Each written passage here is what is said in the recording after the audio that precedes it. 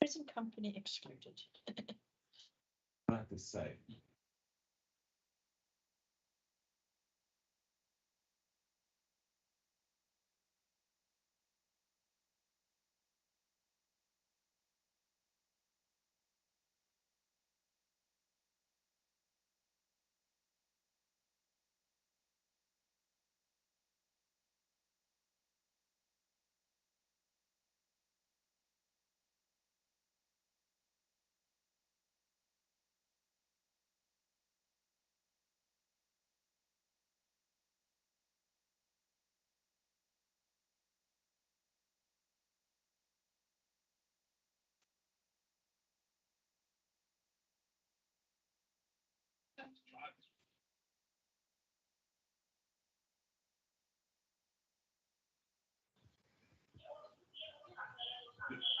Ja, ik zit bij je nooit. Wacht op, broer. Hij wil ook niet afzien. Wat?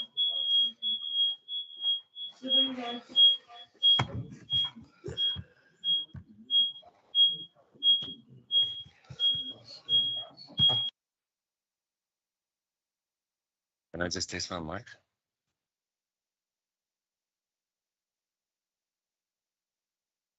I can hear you, speaker.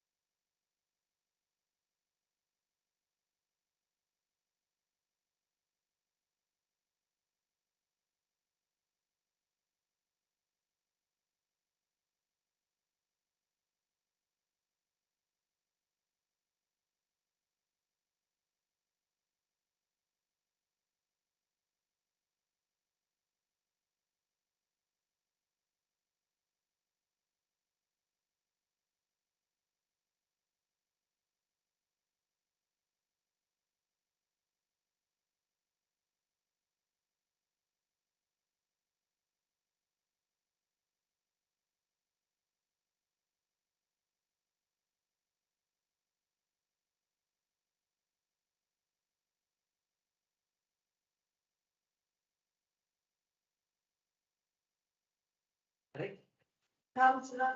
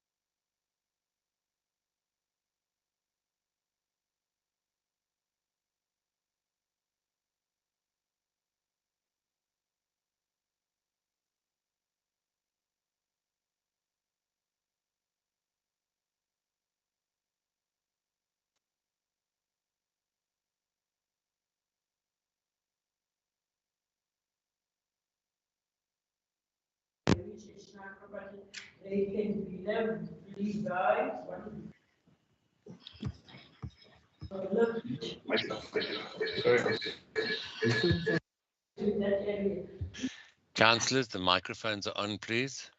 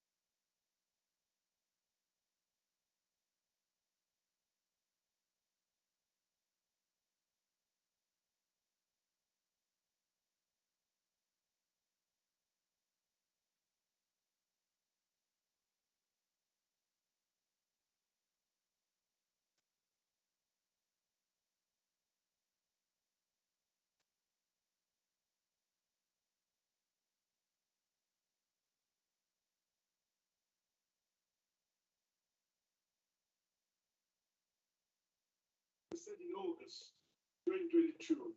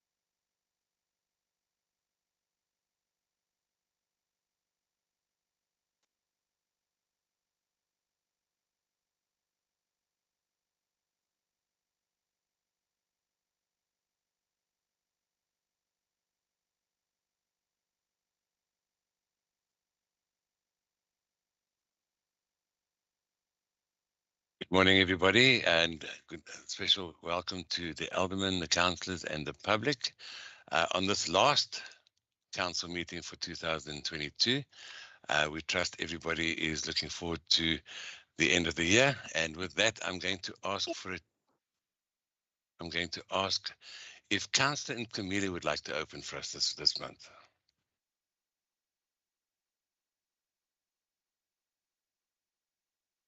Councillor Nkumile, is he not present? Okay, Alderman Gericke, how about you? I see you're online. Yes, good morning, colleagues. Can we pray together? Heavenly Father, mighty God, creator of the universe, the one who knows us from inside and outside, we bow before your throne this morning. And we bring you glory through your Son, Jesus Christ, Jesus who died for the sins and the iniquities of the world. We acknowledge you this morning as the only superpower, the only sovereign God. And Lord God, when we acknowledge you, we give our lives to you this morning in whatever we do. And whatever we confess this morning may look foolish in the eyes of our enemies, of the demonic forces. But as long as we know that our hearts are in the right place with God through Jesus. So therefore we bring this meeting under your control and authority.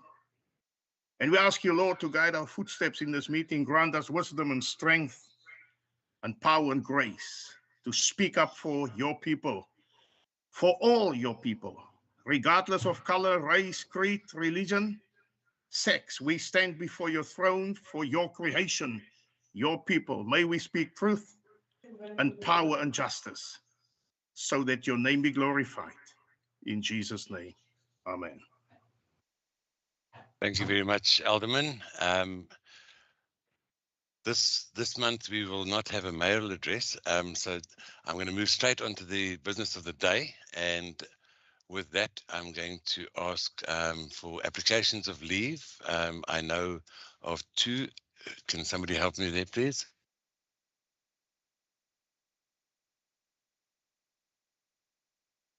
Chief Whip. Good morning, Speaker. Speaker, we received 3 applications for leave of absence. Councillor Eso, Councillor Rosa Low, and Councillor Richard Hector, I think, sent you a message. He never contacted me, though. Thank you very much, Chief Whip. Are there any others that are aware of, MM? Do you have any administration? Speaker, good morning. Yes, apologies from the Acting Director, Community Services, Mr. Sibu Matila. Thank you. Thank you very much. With that, we'll move on to item 4 for the day, and that's disclosure of interest by councillors. Item 6 of the Code of Conduct for councillors and disclosure of benefits to municipal staff members. Item 5 of the Code of Conduct for municipal staff members. Is there anyone that have anything to declare?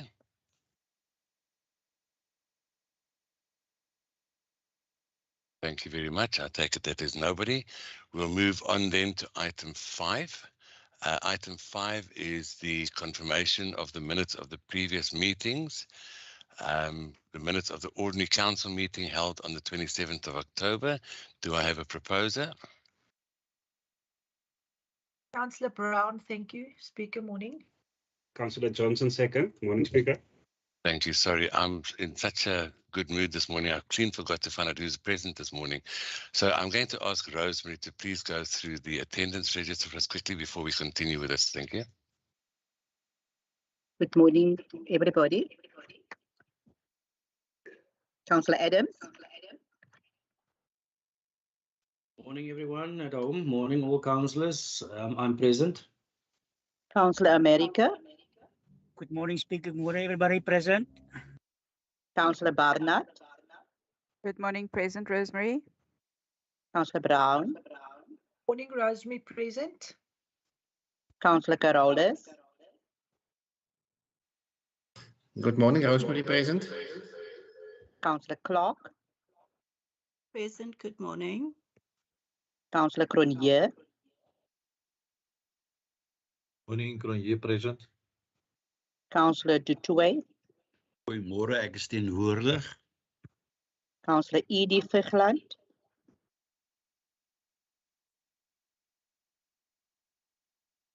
Councillor R.G. Vigland, Good morning, councillors. R.G. Vigland present. Councillor Frye, Goeiemôre Rosemary, Speaker, Councillors, vrede vir die huis. Alderman Gericke, Yeah, hi, good morning, present.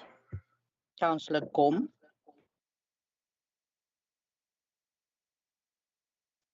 Good morning, present. Councillor Greef, Teenwoordig, Rosemary. Councillor Gultik, Good morning, everyone. Councillor Gultik present. Councillor Hani, Good morning, I'm present. Councillor Hill, Good morning, Hill present. Councillor Jansen, Goeiemôre, teenwoordig. Councillor Jantjies, Ukona. Councillor Jay,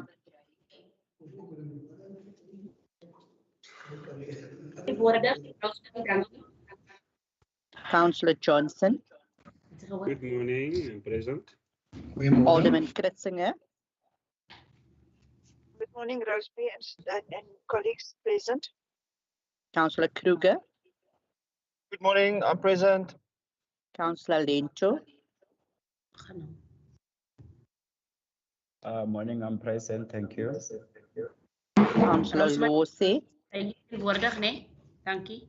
Good morning, everyone. Councillor Losa is present. Councillor N.M. Low, Goeiemôre, teenwoordig. Councillor Mankele, Good morning, I'm present. Councillor Masase, Good morning, Councillor Masase present. Councillor Mbete, Morning, Maros. Morning, everyone. I'm present. Councillor E.T. Mdaka, Councillor Mdaga is present. Just struggling Council- with my laptop. Thank you. Councillor F. Mdaka, Chikona. Councillor Mrukuli, Dikona Ndomazan. Councillor Nameli,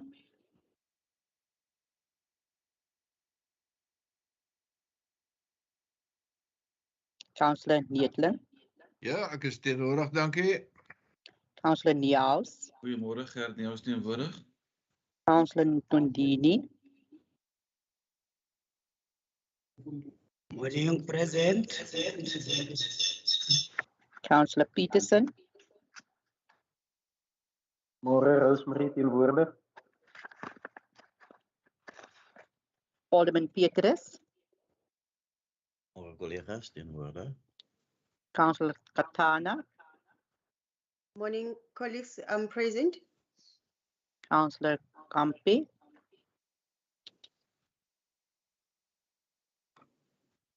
Morning, everyone present. Councillor Roose, Morning, Rosemary. Good morning, everybody. I'm present. Councillor Cyphers, Morning, Rosemary, I'm present. Councillor Simmers,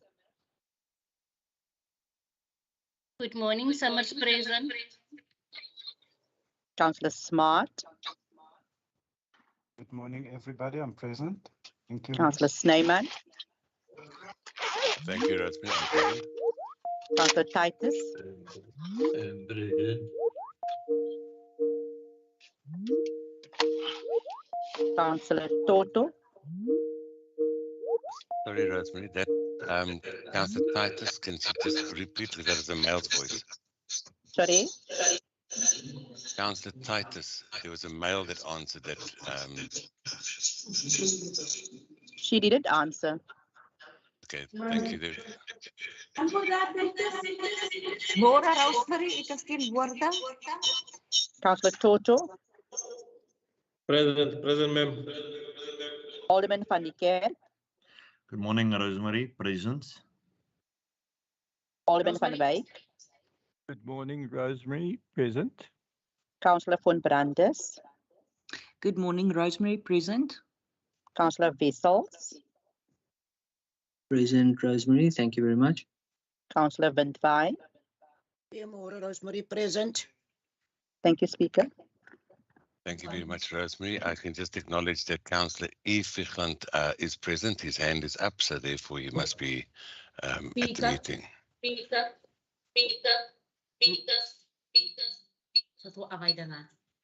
Goeiemôre, Councillor Teresa J. Hoop van die Good Party. Ek wil net seker maak, het julle my stembande gehoor, want ek praat van Councillor Titus se device af. Dankie.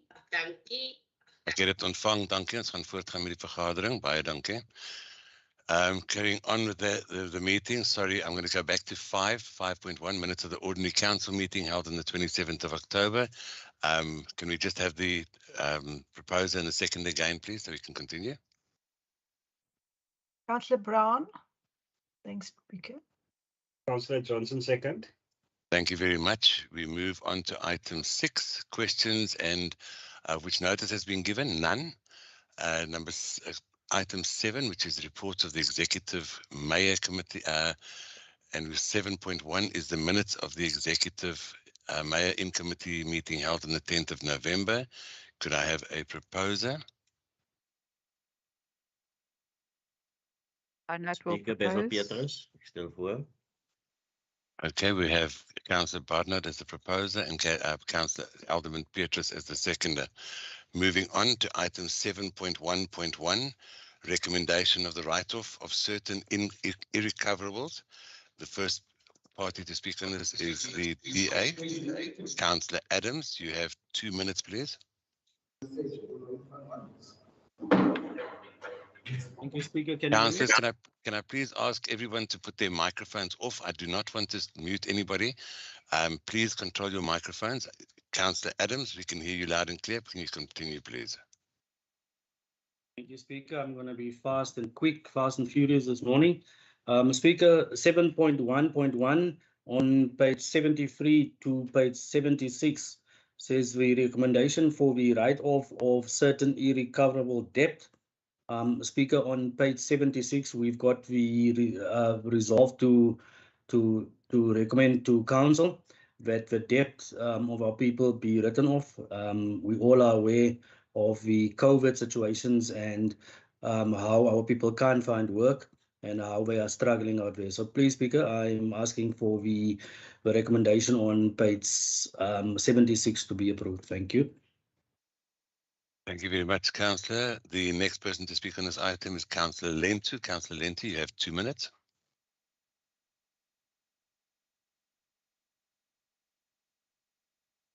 Morning, Speaker. Morning, everyone. Morning, my fellow colleagues and Nambuto Mkongolos. Hayi ke thina singukhongolose siyavuya xa nithi nasiva isikhalo sethu. Ekudala sinixelela ngaso sabantu bakuthi abangathathi ntweni. Kudala ke sathi mabacinyelwe la matyala wabo. Kwaye ke nale mali kuthiwa makucinyelwe abantu abarhola imali less than 4,000 rand. Thina singukhongolose besicinga noko ngoku kunothiwa makucinyelwe uqala phaa kwi-8,000 rand ukuhla. Because yonke ngoku into iyabiza, iyadura. Omnye umba ngulo we-owner zezindlu zalapha kuthi elokishini. Siyavuya ke xa niqwalasele ke lo mba, dala siholonga sithetha into enye ngawo. Ezinye owners zezindlu zabhubha, abanye bamka bathatha umhlala phantsi basemakhaya. But ke ngoku ingxaki yethu ingaba ke lo mba nithetha ngawo ngokuba uqala nini? Because nangoku basithetha nje singafika kudwelile kugcwele phaa kamasipala abantu bayocenyiswa amatyala bayajikiswa. Kuthiwe iza neproof ye-owner yendlu, umntu wayehlala kule ndlu uzayithatha apho umntu engekho wagoduka wabhubha. Phinde xa ajikise police station, kuthiwe police station hayi iza ne-owner yalo mntu, i-owner yale death certificate, umntu wabhubha izawusuka phezo zinto. Sisokolisa njengento encinci umasipala. So siyavuya xa nenza loo nto. Siyabuza ke ngokuba iqala nini nangoku, into eqala ngoku nalena okanye iseza kwenzeka kudala na? 5 seconds. Siyavuya xa nithe nisimamele. Ayenzeke ngoku ke Speaker. Masithi sifika namhlanje apho kwamasipala abantu bayangajikiswa ke ngoku. Enkosi. Thank you. Thank you very much, Councillor. Could we please have an interpretation? Thank you, Speaker. Good morning, councillors. We as the ANC, we are glad that you have finally heard our cry because our people have been struggling and we have been asking that the debts of our people should be written off. We hear that you say from 4,000 rand, the debts will be written off, but we would have requested that at least from 8,000 rand debt to be written off because we know that things are quite expensive now. So other people, they cannot afford, even though they have means, but they cannot afford. And the other thing is we are glad about you have managed to sort out this thing of house owners.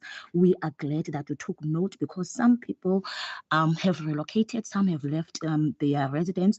So it is quite a struggle when people come to the George municipality asking or seeking for help, and then they are being told to go to the police station to make some affidavits, and our people are struggling with those. So we are really happy that you have taken the initiative to do this, but we just want to know, when is it going to start? When are you going to start with this? We will be glad if you can start immediately so that our people cannot struggle anymore. Thank you.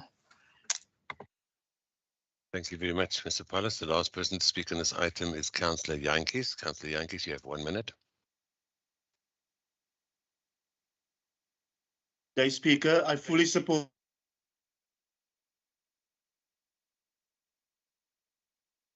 Councillor Speaker? Jantjies, yeah, I can hear you again. I fully support what the aforementioned was mentioned by my colleague. Thank you. Thank you very much, Councillor Jantjies. The item is therefore approved, and we'll move on to the next item, which is Councillor Titus. Can I please ask you to control your microphone? Thank you. The next item on this agenda is 7.1.2, Councillors' Accounts in Arrears for September. And the first person to speak on this item is Councillor Mbeti. You have 2 minutes. Morning, Speaker. Speaker, the purpose of this item is for the councillors' accounts that are on arrears for more than 2 months as at 30th September. Recommendation is on page 77, and I propose the recommendation as it is. Thank you, Speaker. Thank you very much, Councillor. The next person to speak on this item is Councillor Gom. Councillor Gom, you have 2 minutes. Inkosi Speaker. Singo-ANC siyayinotha le item.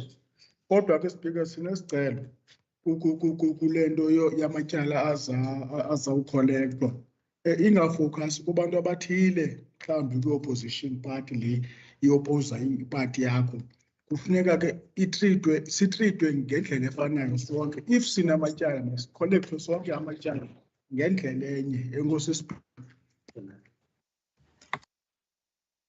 Thank you, Speaker.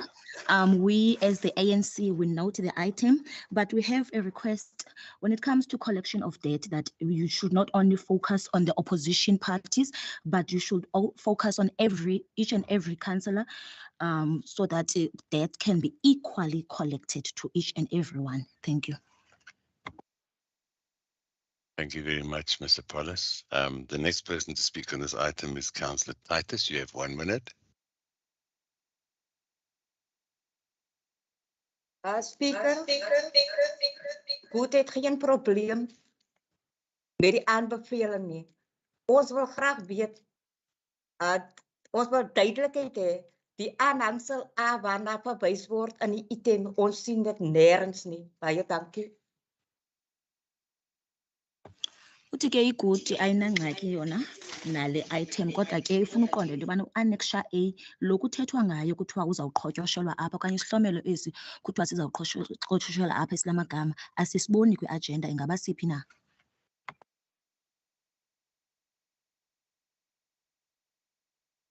Thank you very much. Councillor, the next person to speak on this is okay. Can I understand that? Let me just find out who can answer the question with regards to the minutes? I think that these are minutes from the Mako, and therefore the attachments aren't attached to that. It's Mako minutes that we're discussing at the moment. So just for clarity purposes, we are discussing the Mako minutes. Thank you.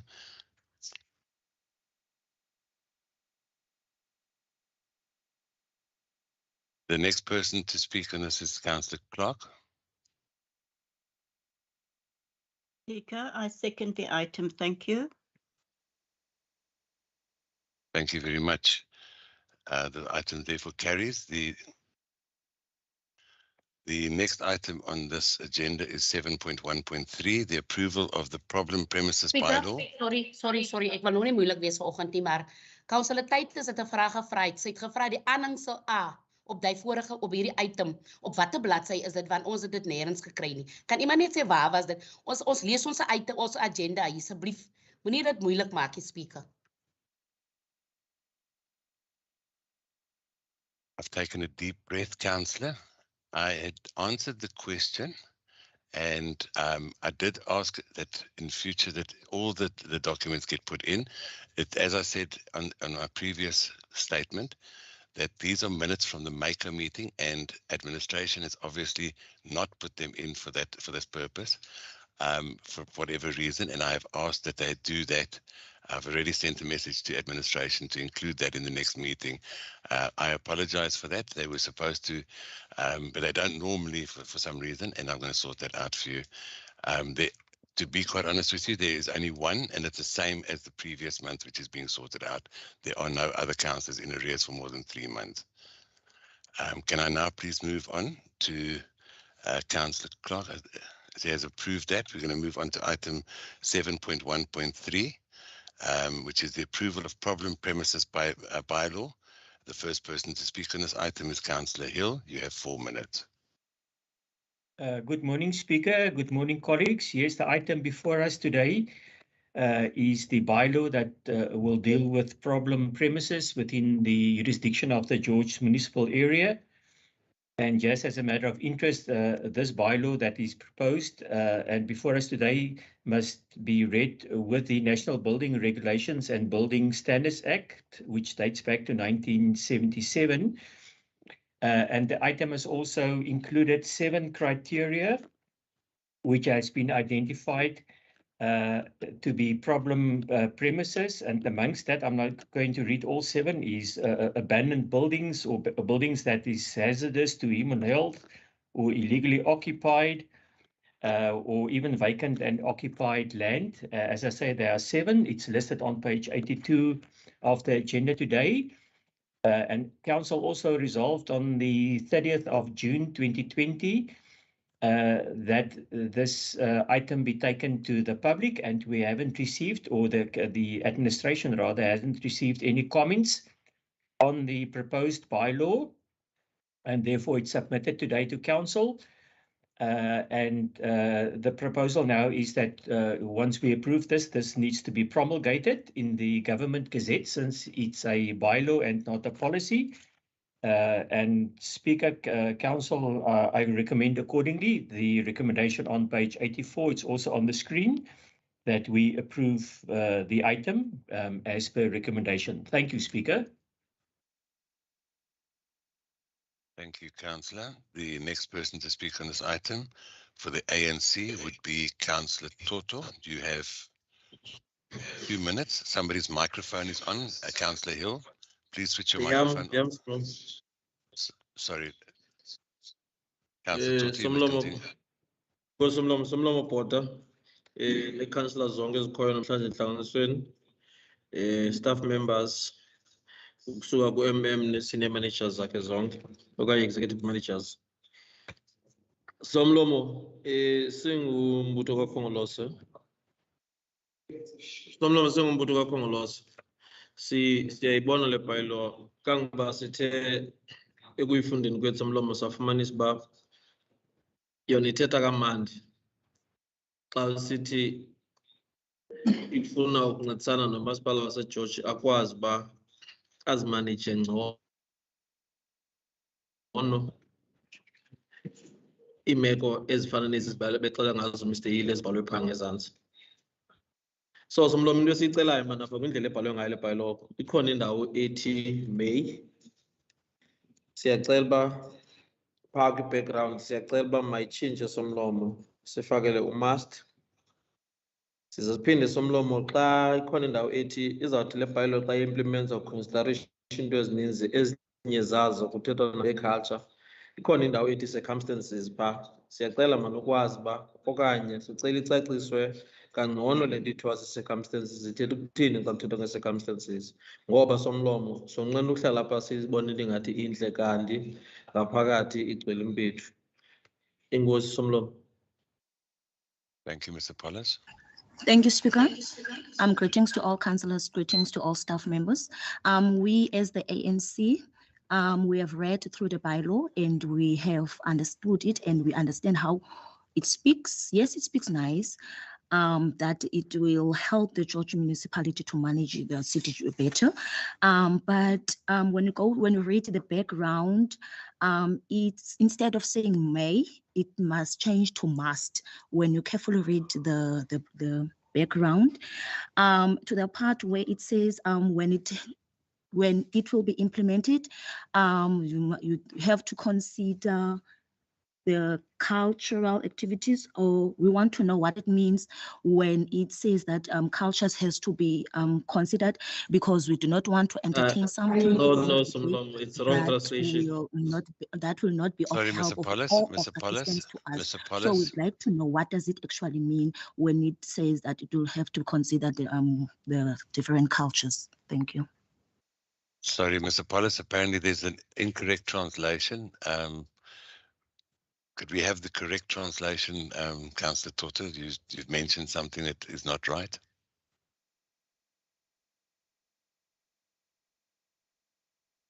Councillor, you interrupted saying that the translation was incorrect. What part of the translation was not correct?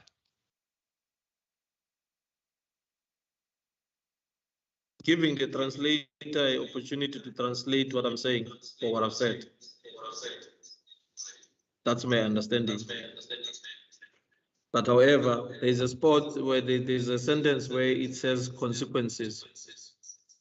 We as the ANC would like to find out what does it mean by saying consequences explicitly, because we do not want this to seem as circumstances, and these circumstances becomes the weapon against those that are occupied or that are owners of these pieces of land or these problem areas.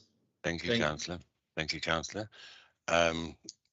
Councillor Hill, as the MMC, do you have an answer to that? I was not aware of that part.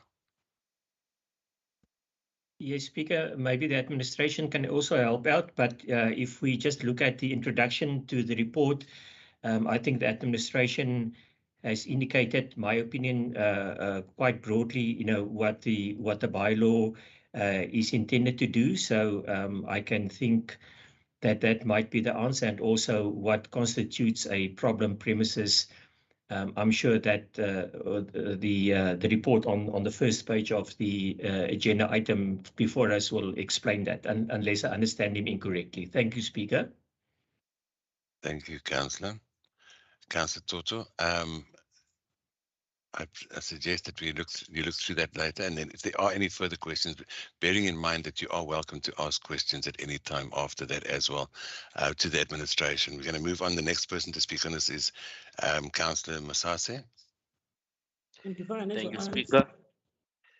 Speaker, as good, we take note of this item, and we regard it as unfair towards a section of our population, and also regard it as being anti-poor. The definition of problem premises, as stipulated in this report, is on its own prejudicial to the people of George with disadvantaged backgrounds.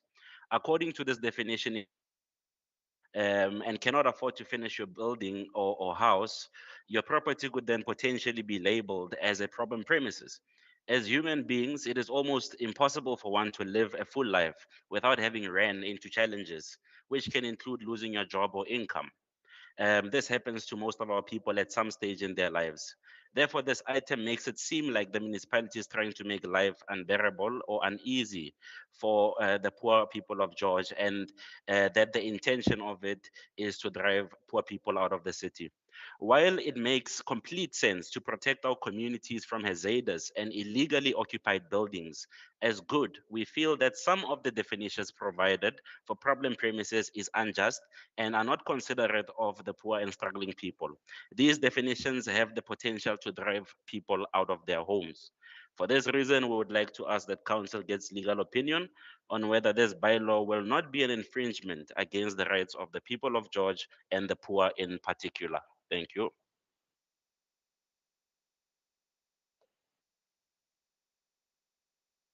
Thank you very much, Councillor. We will take note of that. The next person to speak on this is Councillor Peterson. You have 1 minute. Good morning, Speaker.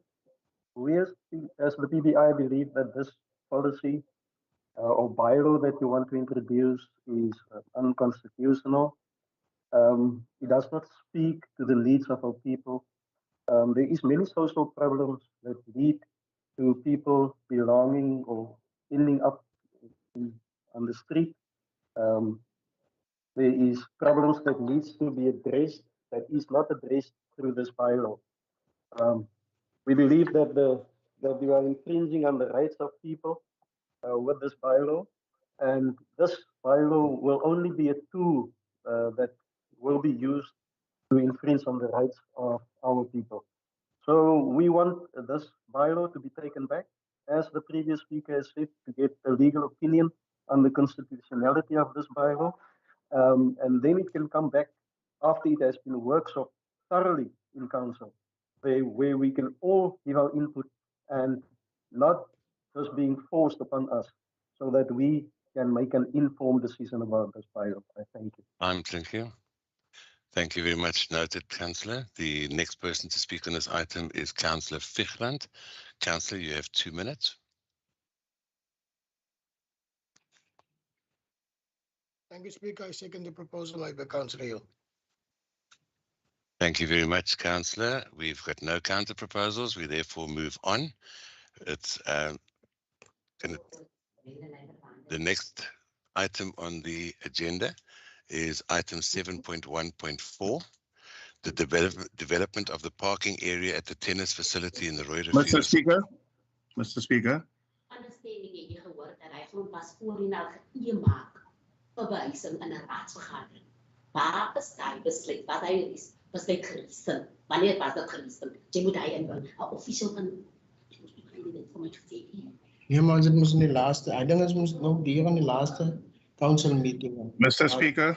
Waar hy gemaak het, waar hy grond toe hulle mos klaar deur. Goed, hulle mics is aan. So hulle wil nou net weet Councillor Neville, the mic is on. Would you mind just putting your mic off?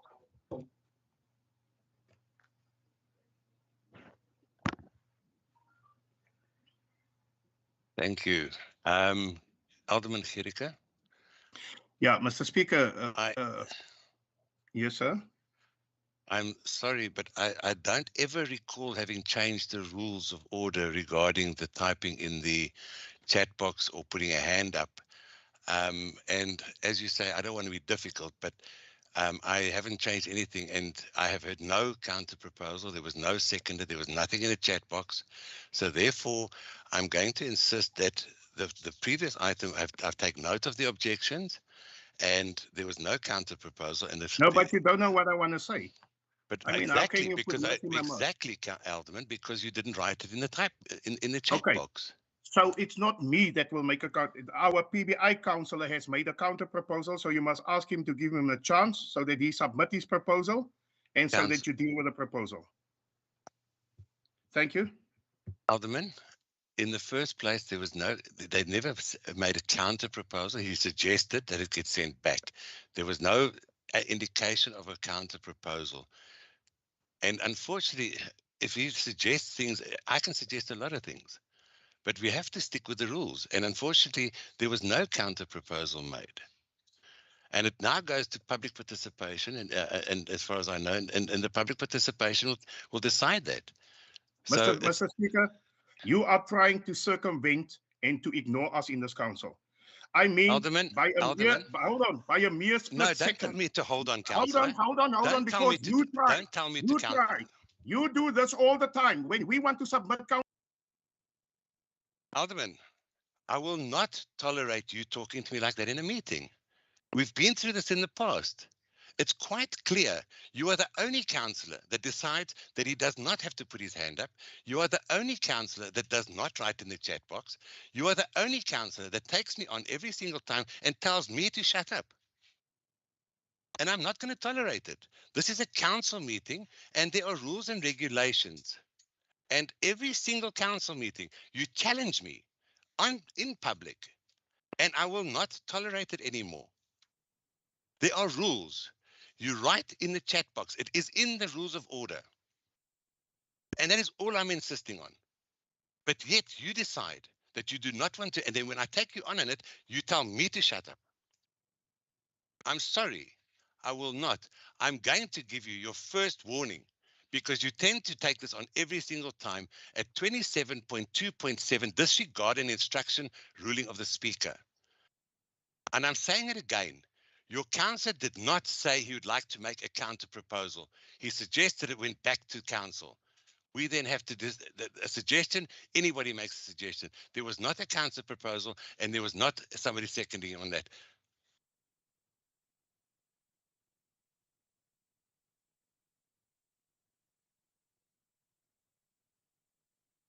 Now that I'm calm again, I'm going to continue this meeting. The next item on the agenda is 7.1.4. The development of the parking area at the tennis facility at the Rooierivier Sports Ground. The first person to speak on this item is Councillor Adams, and Councillor Adams has 2 minutes, and his time will start once he is unmuted.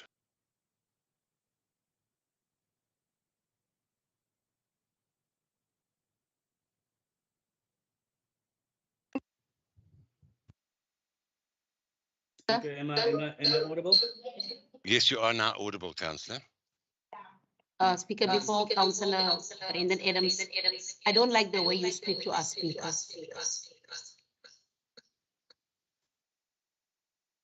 Councillor Jay, I can also object to the way people talk to me. And again, your hand was not up. And I'm going to be very strict with regards to the rules of order. You've all signed it. It was passed by the council. Those rules stand, and they stand for everybody, not a select few, but everybody in council. And therefore, when someone tells me to shut up or wait or whatever, that is objecting to me talking, and the rules quite clearly say, I've made a ruling. And if you don't like it, then please take it up in the right channels. But this is for the business of the people today, and we are going to continue with this meeting. In an orderly fashion, you are welcome to object in any other way you want to after this meeting. But we are here to discuss the items of the business of the day. That is it. And I've said that this item is going on, and we are already waiting for Councillor Adams to continue. Thank you very much. Speaker, thank you for protecting me. I believe I still got my 2 minutes. Speaker, on page 88 to page 91, on number 7.1.4, we have created, as coalition government in George, we have created a world-class tennis facility at Rooierivier Rift, which is one of the first of its kind in the Southern Hemisphere in Africa. Speaker, we've come to see that the parking is a problem, and therefore I would like that the recommendation on page 91 to develop parking for the tennis courts to please be approved by council. I thank you. Thank you, Councillor Adams. The next person to speak on this item is Councillor Hani. Councillor Hani, you have 2 minutes. Ndiyabulisa kuSpeaker nakwi-councillors zonke.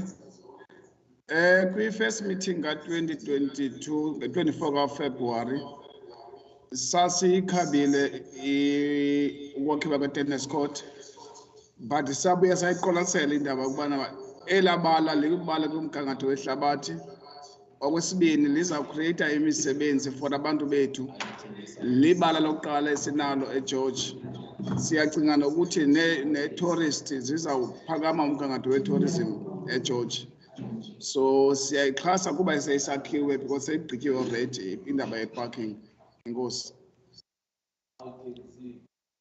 Translation. Thank you, Speaker. On the first meeting that was held on the 24th of February 2022, we have rejected to the building of the tennis court.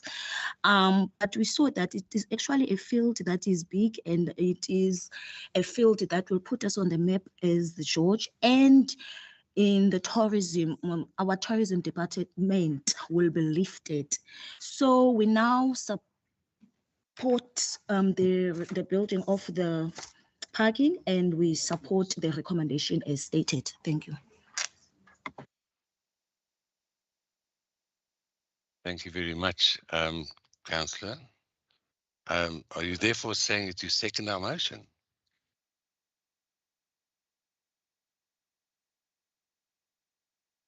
Councillor, never mind. Okay, the next person to speak on this is Councillor Lowe.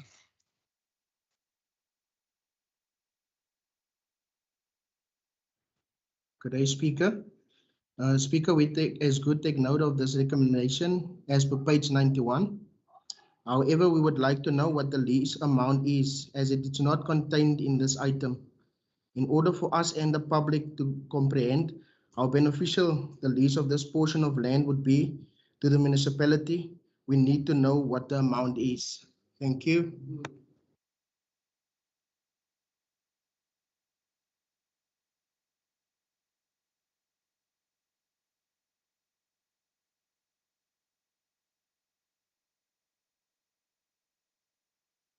Councillor, I'm not sure if that information is available at this stage of the game.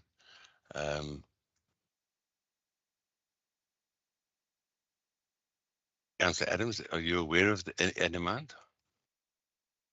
No, Speaker, that information is currently not available. However, in our SAT committee, I would love Councillor Lowe to write a letter, and so that can be answered in our SAT committee. Councillor Lowe is part of that committee as well. Thank you. Speaker. Can I praat, Speaker? Yeah. Speaker, hierdie item dien vir die raad Okay, Councillor, I understand what you're saying, and the reason why I'm actually getting to this is I'm trying to help you. However, once again, we received our agendas on Friday last week, and in the rules of order, it actually says it is expected of a member at least 2 days before meeting to make inquiries to the Portfolio Council or the Chief Whip. It's item 13.2 of the rules of order. So in order to get these, this is exactly why we put this, so that we can have the answers for you up front. So with all due respect, I'm going to enforce item rule 13.2. It is expected of a member at least 2 days before. The councillor has said that he's willing to answer you in due course, and I'm going to then leave it at that. Then, thank you. The next. Ja, maar Speaker. Speaker, ek dink is onregverdig om te verwag dat ons navraag moet doen as items raad toe kom. Verwag ons dat dit volledig is en dan Councillor, I've made a ruling, okay, and I'm going to stick the rules of order, Councillor Lowe. Let's not get into an argument today. I'm actually very calm, okay? We had an opportunity to object to the rules of order. I did not make the rules, and and if you read your items when you received your agendas, okay, it's not unfair to ask people to ask the questions. It's in the rules. Point of order, Speaker. Point of order. Okay, so, point of order, Speaker.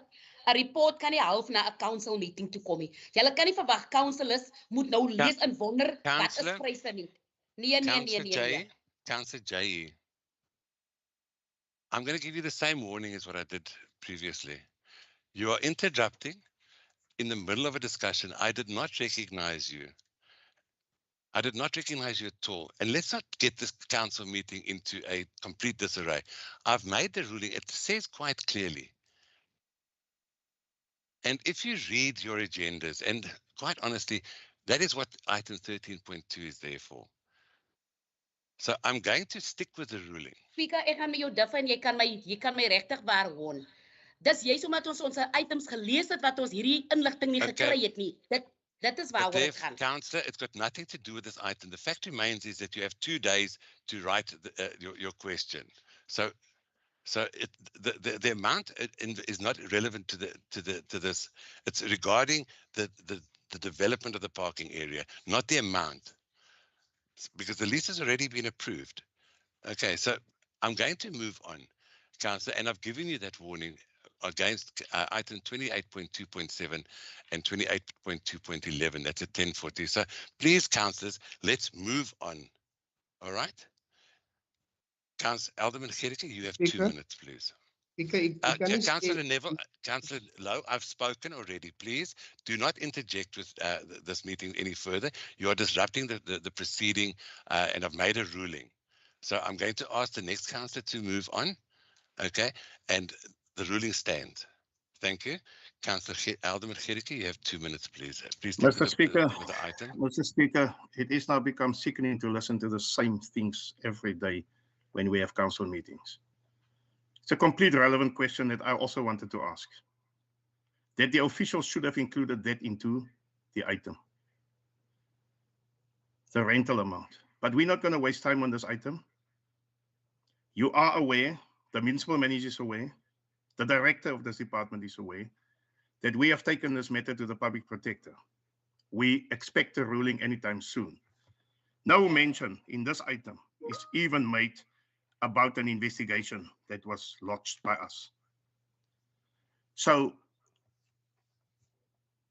the council should have known about it because the administration received communication from the Office of the Public Protector. That information should have been included. But the reason why it's not included is because there's respect for the rule of law in this council. This is why you can mute councillors as and when you want to. And this is why you can eject me, and this is why you can humiliate me as a person all the time. Alderman Gericke, When, because you don't have, I'm talking. I am talking, I'm on the floor.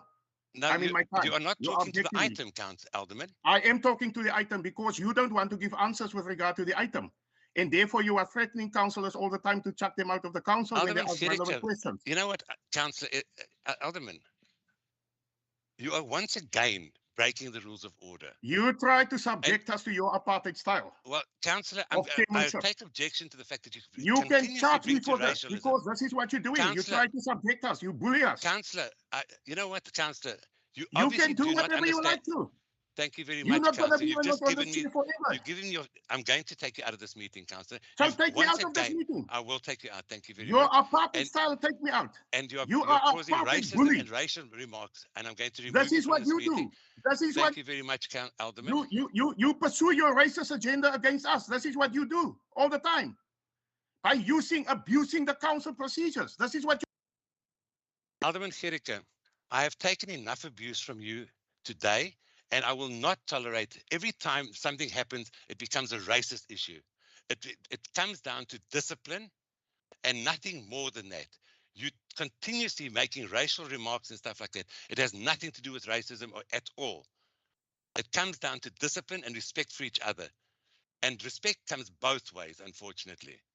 I'm therefore removing you from this meeting, and I'm going to ask administration to please remove you from here. And the time now is 10:44, and I'm going to ask that you do not be allowed back into this meeting for the rest of this meeting. I'm continuously being harassed and challenged in these meetings, and I will not tolerate it any further. These meetings have got nothing to do with racism at all. It's about the rules of order and discipline. And with that, I'm going to move on. Thank you. The next person to speak on this item is Councillor Smart. Councillor Smart, your time will start once you are unmuted. Thank you.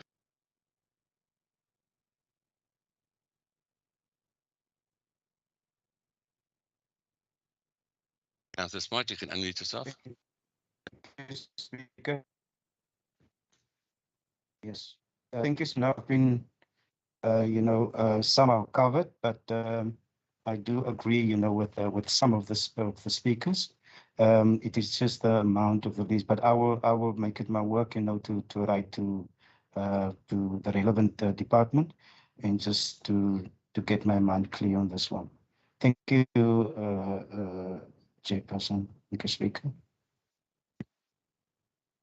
Thank you very much. The last person to speak on this item is Councillor Brown. And for those that are interested, I believe that the Mayor has answered in the chat box, has made a comment in the chat box. So I'm going to read it. Sorry, I just need to get to a different screen. The parking site was part of the original deal instead of the notarial tie as per the first set of recommendations. The request is now to ask to do this, the tie via servitude, so it is not an additional award of land. Thank you for that, Alderman van Wyk. I'm therefore going to ask the last speaker then in this is Councillor Brown. Thank you, Speaker. I support the recommendation by my colleague, Councillor Adams. Thank you, Speaker. Speaker, ek wil net as hoop van goed net sê, as dit die manier is hoe jy hierdie meetings elke keer gaan hanteer en hoe jy ons gaan behandel, gaan ek nie deel wees van so 'n tipe meeting nie, Speaker.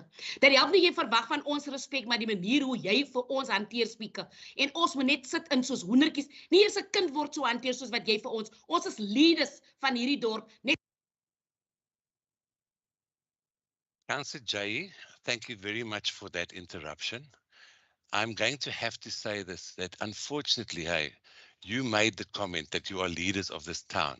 I therefore expect you to act like leaders. And leaders, unfortunately, have discipline and respect. I do not treat anybody differently to anybody else. The rules of order are there for councillors to uphold. It is part of our rules and part of our jobs. And therefore, I continue to maintain those rules of order. Nothing more, nothing less. I did not write the rules of order. In fact, I had no input to the rules of order for that matter. I'm merely here as the chairperson, and according to the Structures and the Systems Act, the Speaker has the job of making sure that council meetings are maintained held in a disciplined and respectful manner to all. And that's quite clear in rules 4.1 and 4.2. The interjection continuously by councillors is the first step to disrespecting everybody in this meeting. So you are welcome to object. I am merely protecting this business of the day, which is my job, and the people of George have the right to have a meeting held with respect to each other, and that the items of the day are dealt with. The work of council does not start the day of the council meeting.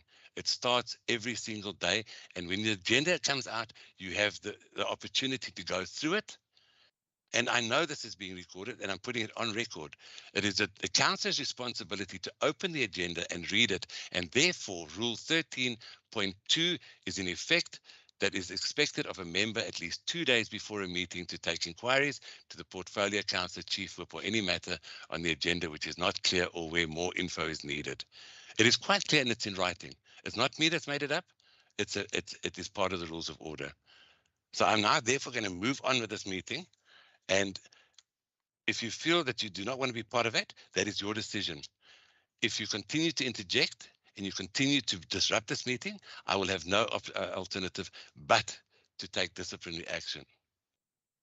And therefore, I'm going to give you that second warning, Councillor Jay.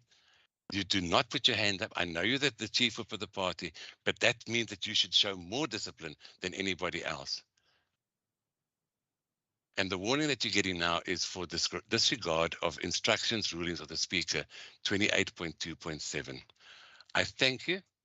And I really did not want to have to sit and give lectures during the meetings today. We have a long agenda and we are here to serve the people of George, not ourselves. Thank you. I'm going to move on to the next item. The next item on this agenda is item 7.1.5, the application to purchase a portion of the Road Reserve Remainder Farm Wilderness Hoogte 158. Division George to be used as part of the adjoining ARF 5.7.5. There is no debate. That item is therefore adopted. The next item on the agenda is 7.1.6, which is the draft bylaw for special ratings areas. The first person to speak on this item is Councillor Hill. Councillor Hill, you have 4 minutes, please.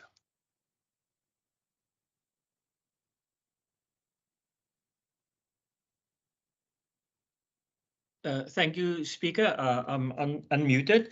Again, thank you, colleagues.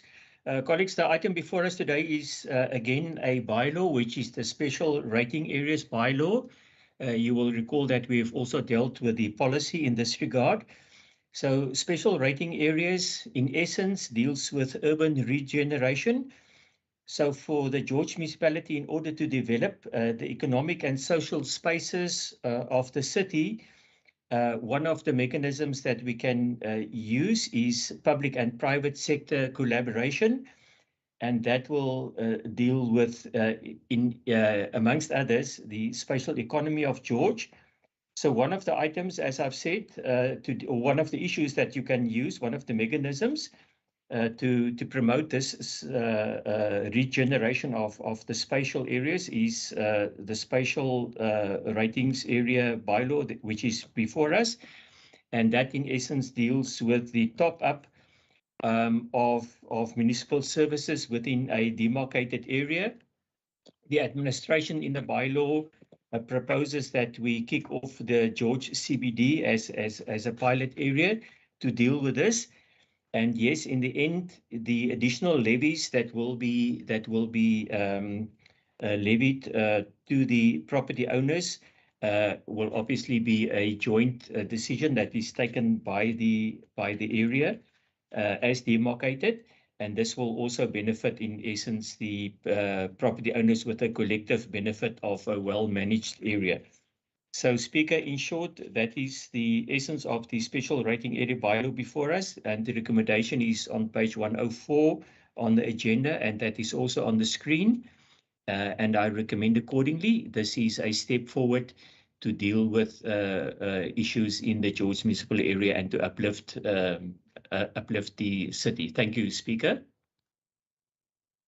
Thank you, Councillor. The next person to speak on this item is Councillor Murukhle. You have 1 minute, please. Molo Speaker, noceba ngobanzi.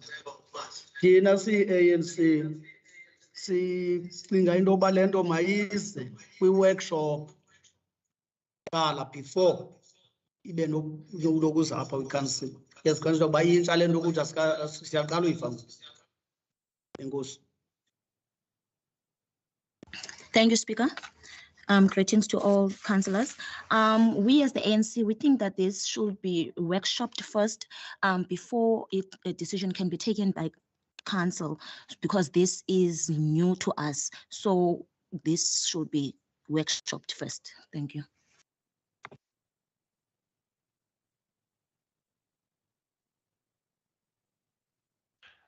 Councillor, just for the correction, there was a workshop recently done. So with that, I'm going to move on. Councillor Titus, you have 1 minute.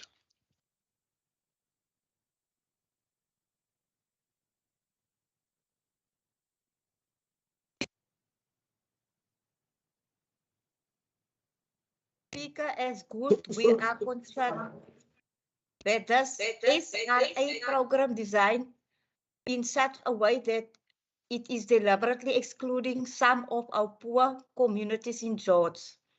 We take note that the municipality intends to focus on the CBD area in George first. And we are of the opinion that Black and colored business communities should be offered assistance towards the successful implementation of this program in their areas. We also take note that one of the recommendations is to involve the public by means of public participation. But since this program is intended to start this festive season, when will the municipality find time conduct public participation within the limited time frame we have seeing that December Thank you. Your is time is in up, a few Councillor. days. Wrap up, please, Councillor. Your time is up.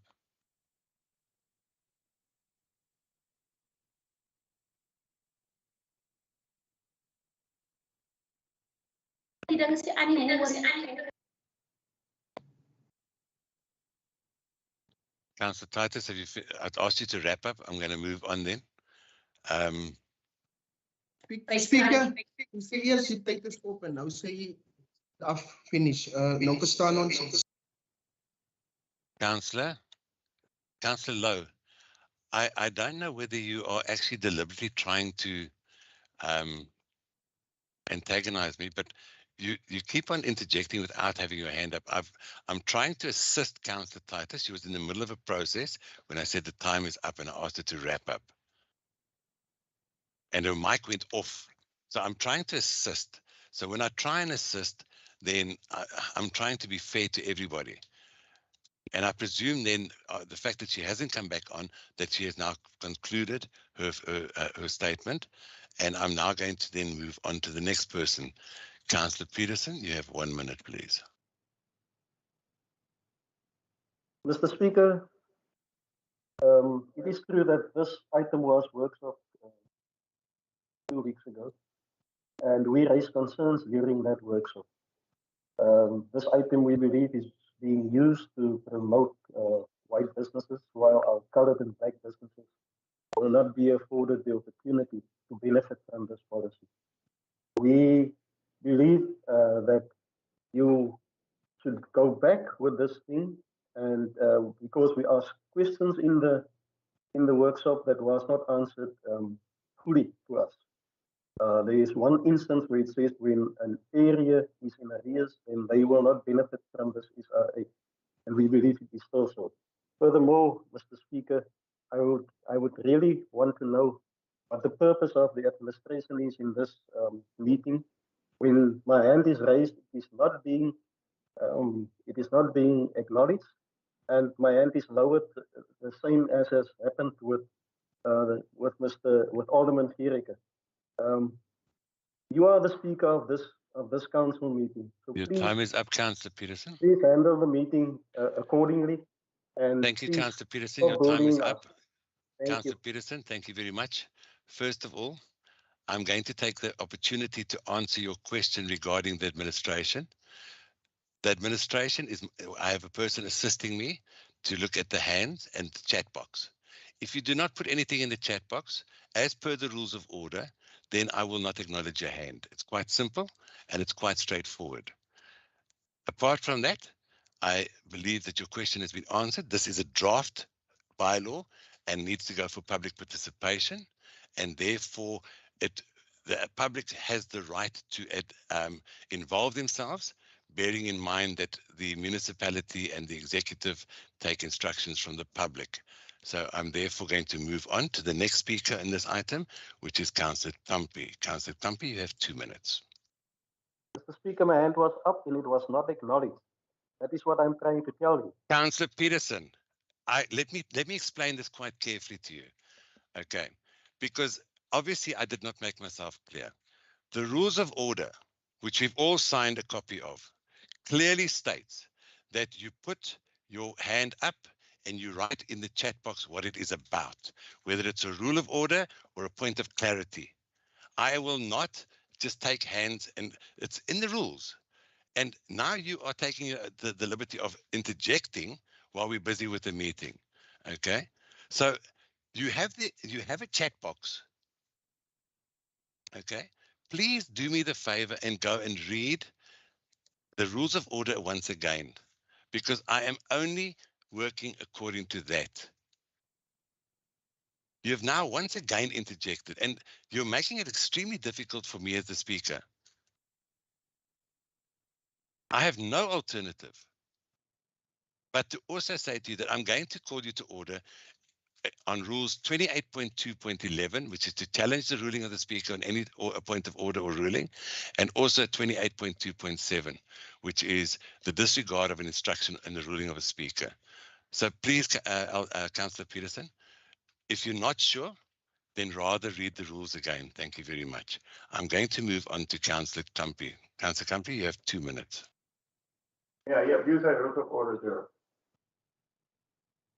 Councillor Gericke, Alderman Gericke, you are not in this meeting, and you're not supposed to even have a say any further. And if your people are, you actually, whoever's microphone you've just used, I will find out and I will bring them to order as well, because the simple fact is they are now allowing you into a meeting which you've actually been removed from. And that's totally against the rules of order.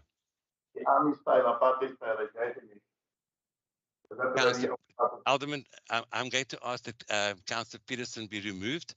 He's now allowed Alderman Gericke twice to use his microphone.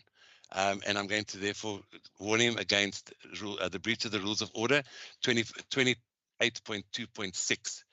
And I'm going to ask that Councillor Peterson then also be removed from the meeting if he cannot adhere by the rules of order. Thank you. For the third time, I'm going to ask Councillor Tumpy to please continue with the item. You have 2 minutes. Councillor Jay, you're on your third warning already as well. Please. You did not put your hand up. You are making it impossible for this meeting to continue. I gave him the second and the third. The breach of letting another person in is completely against the breach of the rules of order, and I've therefore asked him to be removed. Thank you very much. Councillor Tumpy, I'm moving on. Morning, everyone. First of all, as it have come to our attention that this bylaw, this draft of the bylaw have been workshopped, and yet some of us, part of us as councillors, we are not aware of that. So we as the EFF, we will just note the bylaw, because we cannot subject our people to something that we as the leaders and we as the council, part of the council, that we are not even well equipped about. Even those who attended the workshop were not have answers that have not yet been answered properly.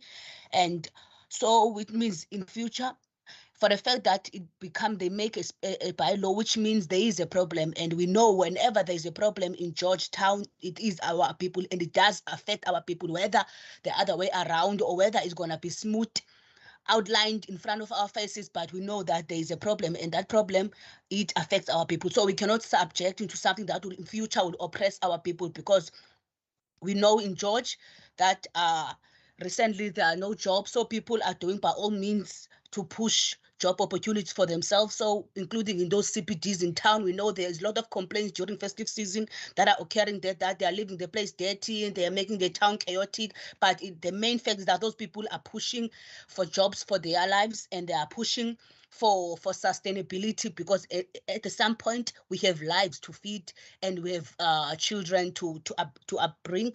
So we'll just note the bylaw. Thank you very much, Councillor. Thank you very much. The next person to speak on this item is Councillor Smart. Thank you, Speaker. Speaker number one, if my memory serves me correctly, you have there was some discrepancies that was outlined by yourself as well, and you told, you know, I mean, I've heard that you said in the workshop that this must go back, you know, for those discrepancies, just to you know, to outline it correctly and so on. But nevertheless, I see that the Chief Whip has put it in the chat box that the Triple P will run up until the end of January. So, I stand, you know, I'm going to stand off of this. But as my memory served me correctly, you said that it must go back for there was some discrepancies. Thank you, Speaker. Thank you, Councillor. The next person to speak on this item is Alderman van Wyk. Good morning, Speaker. Thank you. It's a pleasure to second this item, Speaker, and I think perhaps if I can just elaborate, the idea of a special ratings area is to provide your property owners within an area to work together to improve the cleanliness and the safety of an area, and thereby create more jobs by attracting more people to the area. So that is the real objective of this, and that is why it is suggested that the CBD area be the first area that takes part in this whole process. And through this process, then, if those businesses within the area and the property owners can agree, they will ultimately pay an additional amount added to their rates that will then contribute towards the cleanliness and the safety of the area.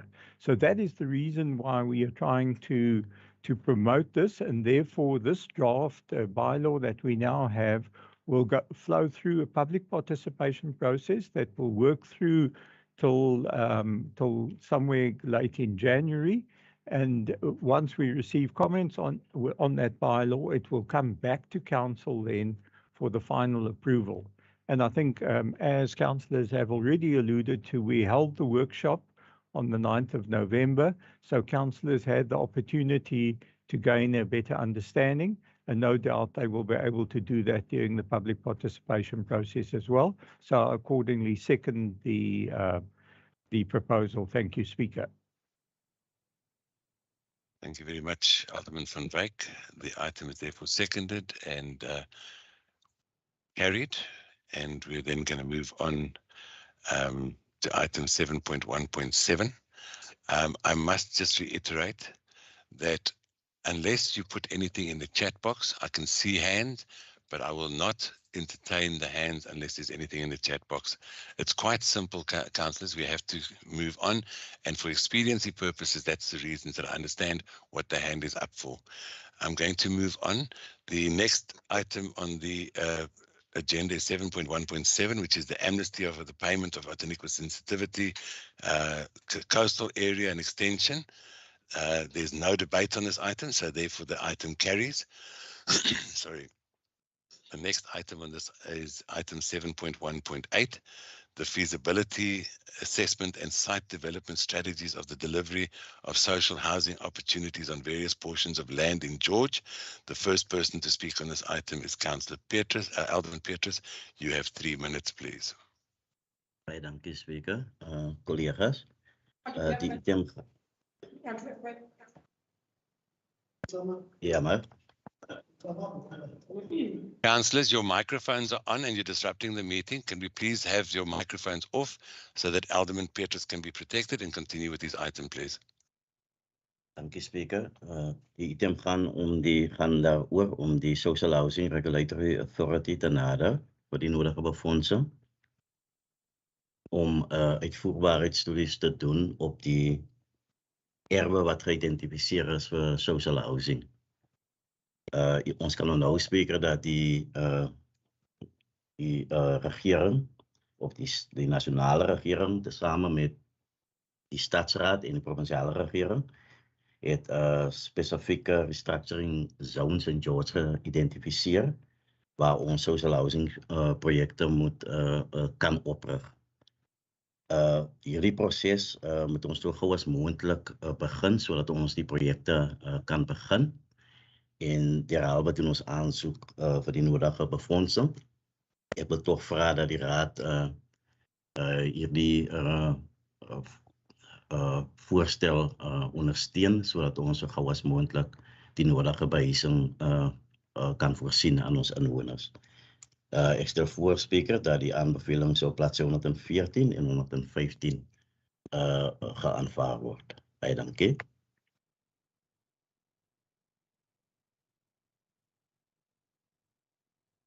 Paulus. Thank you, Speaker.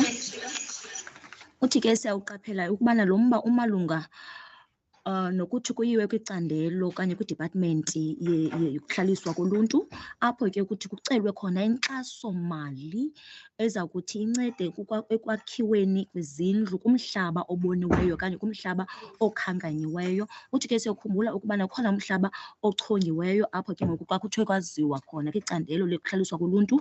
Uthi ke ngoku siyawucela into yokubana ikhawuleziswe le nkqubo yezindlu ukwenzela abantu bethu abangenazindawo zokuhlala bathi bafuna bafumane indawo ezizuzwa. Ngoko ke uzawucela uba ibhunga lixhase ke le item, i-recommendations ke uzazifumana phaa ku-page 115. Enkosi.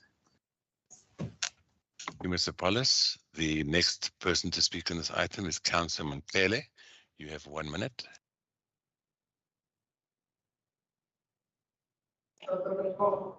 Mandibulise Speaker. Ndibulise no-councillor phakathi. Si-ANC nathi siyayixhasa le item kuba yinto edilishana ne-service delivery. So nathi ke siyayifuna i-service delivery ize kubantu bonke abase-George macala onke ifumaneka i-service delivery. Sinento ke esiqaphelayo xa kusokhiwa izindlu esidilishana nazo phaa kwa-social housing kuba khona urhwaphilizo luba xa kusokhiwa ii-project. Siyacela ke umasipala asincedise kwezo nto ukujonga xa kuthe kwakufikelela uba kuaphruve iiprojekthi ezikhoyo ekuhlaleni. Enkosi kakhulu. Thank you, Speaker. Greetings to all councillors. We as the ANC, we are in full support of this item because it deals with service delivery, because we are for the service delivery for our people. And amongst all, we note that when we are busy with such programs or projects, there's lots of corruption in the housing or in the social housing department. So we request or we ask that the municipality please take note that so that these corruption or cannot take place. Otherwise, we are in full support because it is going to.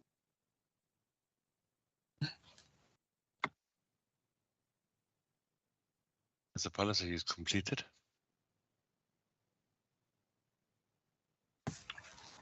Yes, Speaker.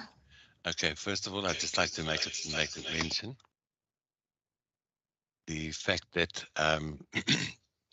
if you're going to make allegations around corruption and you know about corruption, you need to bring it to the attention of the Speaker as soon as possible. We cannot make blatant allegations regarding corruption without substantiated facts. I'm therefore going to just ask you that if you have this information, that it comes to me within the next 7 days, that I am aware of it and we can take an investigation. It is time that people making allegations step forward and put their money where their mouth is and make the allegations formally, and then they become investigated. But we can't just talk about allegations and about corruption without facts and without making proper course for that. I'm therefore going to move on. The next person to speak on this item is Councillor Jay. Baie dankie Speaker. Nee Speaker, ons het geen probleem met die aanbeveling nie, Speaker. Ek moet sê, in feite vanoggend gaan ek sê baie dankie vir die departement. Ek kan sien dinge gebeur in die departement. Die direkteur is aan die gang. As vir eerste maal wat ek nou 'n direkteur prys en so aan te, omdat daar word geluister na alle partye. Dit is nie net 'n saak van een kant af nie. Ek moet regtig waar sê en ek weet ek kan dit met trots sê dat daardie departement, dankie vir daardie, ek het voorstelle gemaak dat daar plekke, areas geïdentifiseer word. Ek sien dit is hier in hierdie item. Daar's nog net die enetjie Rooi Rivier Rift Social Housing. Ons moet kyk daarna. So ons stem heeltemal saam met hierdie item. Ek wil baie dankie sê vir daardie direkteur en haar hele span en ook dan die ander councillors van daardie komitee dat ons so lekker kan saamwerk. Bye-bye, ek sluit nou eers af met hierdie afdeling. Are you therefore seconding the recommendation, Councillor? Yes. Thank you. Can we have the translation? Thank you, Speaker. Uthi ke uceba akana problem nale item, uyabulela kakhulu ke kule department.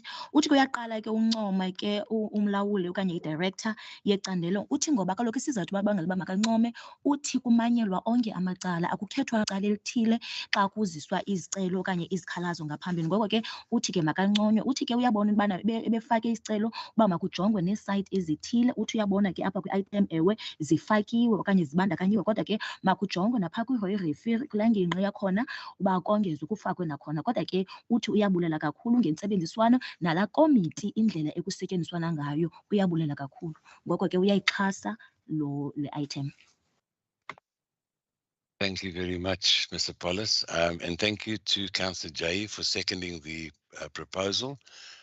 We therefore don't have any further debate on this. That has been duly seconded.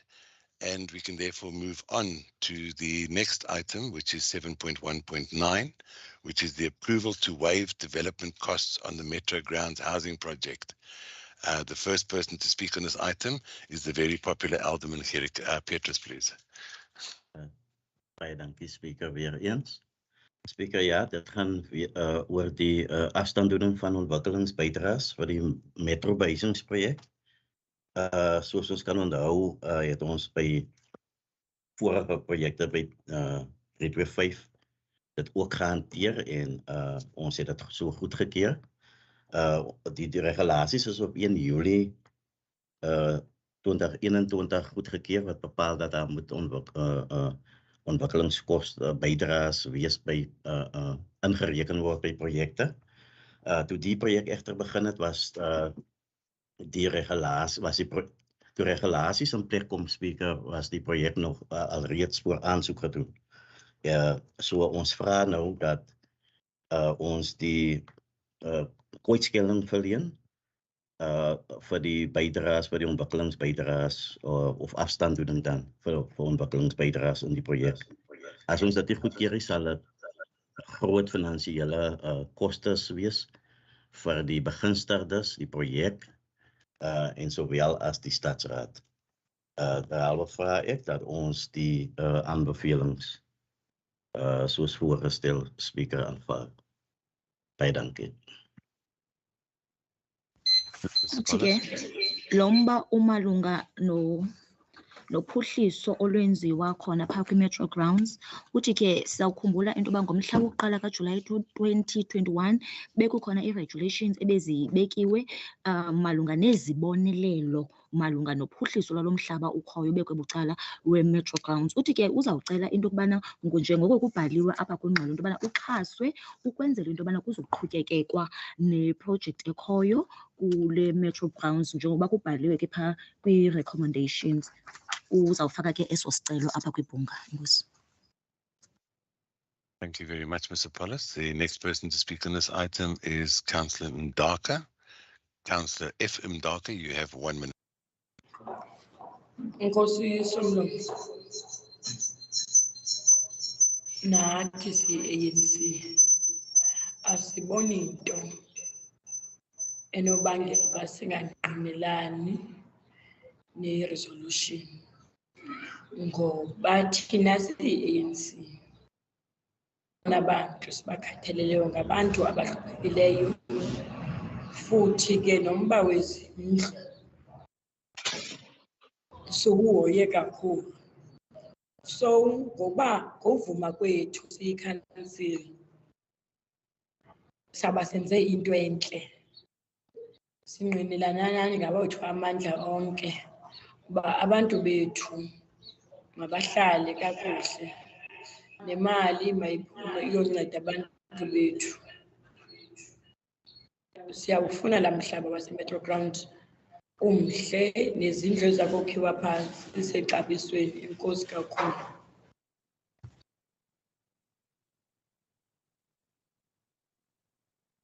Thank you, Chancellor. Mr. Paulus. Thank you, Speaker. We, as the ANC, we see nothing that will stop us from not agreeing together with this resolution or something that will deter us from not agreeing with what has been said. Because we, as the ANC, we care about the indigent, we care about our people, and more especially about the housing, because we know that our people are in great need of housing. So by agreeing with the opposition, it will be a good thing for us because it will benefit our people, and so that our people can be accommodated. And we know that they will be accommodated because we want those houses. So let the funding be approved. We agree with the item itself. Thank you. Thank you very much, Mr. Paulus. The next person to speak on this item is Councillor Greef. You have 1 minute. Dank u, Speaker. Speaker, ons is die PBI is ten gunste met die bouprojek by die metrogronde. Maar ons hoop nie dieselfde wat in die Reigerpark Rosedale gebeur het. Met die swak diens sal weer dit herhaal, die metrogronde nie. En ons mense wag te lank vir huise, dan stel ons hulle te leeg met swak diens. Moenie laat dit weer 'n belofte wees nie, dankie. Uthi ke uceba thina siyi-PDI siyavumelana ke nokwakhiwa kwezindlu kule projekthi yase-Metro Grounds. Uthi ke siyacela ukubana le projekthi ingafani nezinye zangaphambili apho abantu bethu banganikwa zindlu okanye iindawo zokuhlala ezisemgangathweni, ingabi nezikhalazo ezininzi futhi abantu bethu bangalindiswa ithuba elide. Kodwa ke siyavumelana nale ngcebiso. Thank you, Mr. Paulus. Councillor Mrugli, I'm going to ask you to please show respect for everybody else that's on the floor by taking control of your microphone. If you continue to inadvertently unmute yourself, I'm going to have to mute you completely. Thank you very much. The next person to speak on this item is Councillor Kana. Good morning, everyone. Morning, Speaker. Morning, my colleagues. I fully support the recommendation made by my chairperson of Human Settlement, the only committee that's working fully in support with their chairperson. Thank you very much, Speaker. Councillor, that was a skip scope. We're going to move on. The item is therefore carried. And the next item on the agenda is motions or proposals deferred from previous meetings. There was none. The next one is the new motions. We have none. Item 10 is matters of the discretion of the Speaker. I'm not going to bring anything to the meeting today. Item 11 is urgent matters by the municipal manager. Do you have anything that you have today? Speaker, no, I don't. Thank you very much. That means we move on to item 12. I believe there are some requests for a body break. I'm going to ask that we do not leave the meeting, but we have a 5-minute body break just for those of you that need to go and sort out a few things. And my time now is 11:25. We will be back at 11:30. Thank you very much. Please do not leave the meeting. We will not do roll call again. If you're not in this meeting on there, then you've left it unexpectedly. Thank you.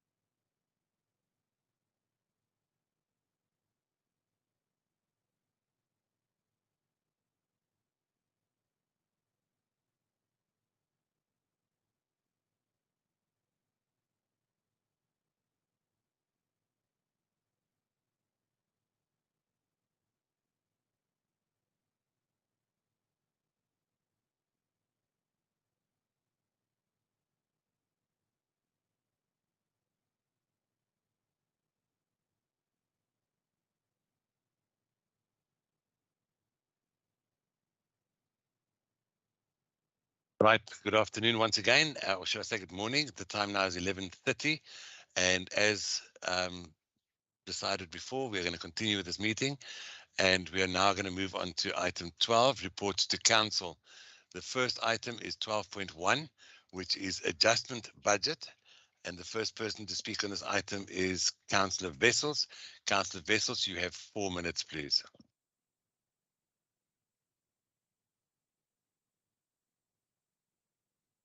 Thank you very much, Councillor Speaker. Wessels. This is to be typed. Speaker. Speaker. Sorry, I did think that the mayor needs to table the adjustment budget first, and then Councillor Wessels. Thanks, Speaker. Yes, this adjustment budget just brings in various new grant monies and changes that have been that are taking place in terms of grant allocations, and accordingly tabling the budget, and Council Wessels will then deal with the detail of this adjustments budget. Thank you, Speaker. Thank you, Alderman van Wyk. Sorry about that. I'm going to continue, and that's now Councillor Wessels. You have 4 minutes. Thank you, Speaker. Am I audible? You are. Oh, perfect. Thanks. Yeah, thank you very much, Mayor, for the tabling, and thank you for the opportunity again for once again submitting the adjustments budget for approval as per Section 28 of the MFMA. The adjustment the capital adjustments consist from 1 million rand in grants, which will take the capital budget for this year just over 803 million rand. And it deals with sports facilities, specifically netball infrastructure, to the value of 700,000 rand. It also deals with the Blanco Library for fencing, furniture, and fittings, with 300,000 being requested to, or being approved to be rolled over. Other rollovers that was approved includes funds for housing administration, sport development, library support, security services, and GIPTN operations. The details of these various subcategories can be found on page 132 and 133. And with that, I will then propose the recommendation A to C as on page 135. Thank you very much, Speaker. Thank you, Councillor. The next party to speak on this is the ANC. The ANC's speaker is Councillor Ntondini. You have 4 minutes, please. Molo Speaker, Molwenzi colleagues. Speaker, ANC siyayibona le adjustment budget. But for thina ngoyibona kwethu ayikathethi ngale ndlela sifuna ngayo. Kwangu kuthiwa kukho imali ekuthiwa i-roll over, which means ayisebenzi ngokwendlela ifaneleke isebenze ngayo. Imali xa ibhajethiwe yakhutshwa mayisebenze yonke loo nto kuthiwa mayiyenze. So icacile umsebenzi wenziwa apha kwi-council, apha kwamasipala. So loo nto ithi ndiphinde ndiqale ndifuna uqonda phaa kulaa ndawo ye-netball ithetha ngelantuka nge-infrastructure. Ingaba le 700,000 izoya kweziphi areas njengabe iJoji inkulu kangaka, and ingaba ikhona ilanuka i-database ye-netball na ekhoyo apha eJoji, because siyabona ingathi ifocus ephaa ilanuka ki-netball ingabi ikhona naloo nto, kodwa ngokwebhajethi thina asihambi nayo, siyayikhaba. Enkosi. Thank you, Speaker. We as the ANC, we see that there's adjustment budget, but according to us, it is not what we want or what is expected of it, because the fact that there are rollovers, which means that there's money that has been left, which means that money is not used according to the purposes that it's supposed to serve, because money should be used and there shouldn't be any rollovers. We ask about the 700,000 rand for the netball He wants to know on which areas is it going to be used, because it seems like it is just focusing on one area, and he wants to know, is there a database for this netball, because it seems like there's too much focus on the netball. Thank you.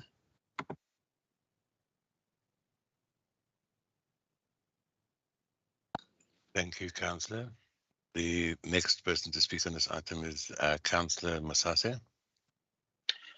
Thank you, Speaker. Speaker, in a city where there is a lot yet to be developed, Good does not understand why we are having rollovers for unspent grants. Although the local government MFMA allows for the municipality to apply for a rollover, we are of the opinion that the municipality needs to do better when it comes to the planning of how grants and other finances of the municipality need to be utilized. Some of the funds that are being rolled over include, among others, the Western Cape Financial Management Capacity Building Grant of 124,534 rand, which will be used to fund study bursaries. The question then arises, were there no disadvantaged people that are desperately needing or seeking to be empowered educationally, whom we couldn't have assisted with these funds this year? If the municipality is struggling to find such people, please let us know. We as Good know many people because we engage our communities regularly. Another worrying rollover request is that of the development of sport and recreational facilities amount of 700,000, which has been allocated towards the upgrading of netball infrastructure. Why couldn't the municipality complete these upgrades this year? Many of our youth are victims of social ills. They are desperately in need of extramural activities to keep them out of the streets. This creates an unfortunate impression that the municipality perhaps doesn't want to build new facilities in poor areas of the municipality, or that they are waiting for the infrastructure in the CBD and surrounding to be ailing and poor so that they can then allocate those funds to fixing that infrastructure. There are many other grants which were listed in the report, but due to limited time, I can't dwell into all of them. But we really feel that the municipality must do better when it comes to addressing the needs of our people. It is one thing not to be able to commence projects for the George community due to lack of funds, but it becomes another thing when we just don't spend money that was allocated to us to improve the living standards of the people of George. This is indeed a missed opportunity. As Good, we believe that this municipality owes its residents real and proper reasons as to why some of their needs, which could have been covered by these grants, could not be addressed, even though there was money available to fulfill some of these needs. Please supply reasons to our people so that they don't end up making their own assumptions. Thank you, Speaker. Thank you very much. I think there's a misunderstanding regarding this item. This is not the adjustment budget. It is adjustment to the budget. Am I correct in saying so, Mayor? Could you please assist here?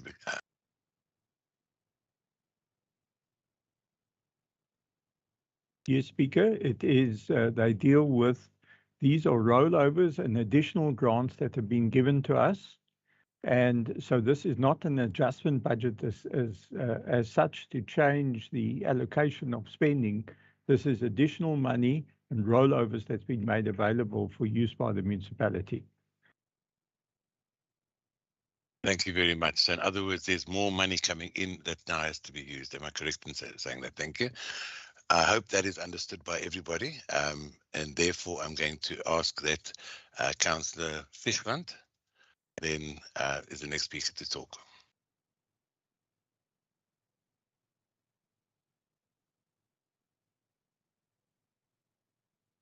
Councillor R. Fischland, are you available to talk? This week I am. I second the proposal made by Councillor Dirk Wissels. Thank you. Thank you very much. So the adjustments to the budget are then adopted. We're therefore going to move on to item 12.2, the schedule of committees, council and other meetings dated 2023. The first person to speak on this item is Councillor Roelofse. Good morning, Speaker. Good morning, colleagues. The item before us is the schedule of meetings, proposed dates for both council and committees for 2023 and from January to December. And I also supported in, there's a recommendation on pages 150 to 163, and it gives us a proposed dates of the meetings for next year. The recommendations also said that council must take note. Thank you, Chair. Thank you. Thank you. Thank you very much. The next item on the next person to speak on this item is Councillor Gom. You have 1 minute.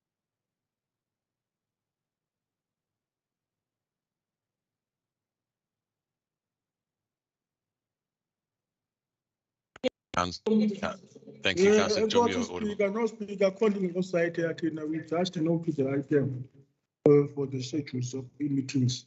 Boss. Thank you very much, Councillor Jay. You're the next person to speak.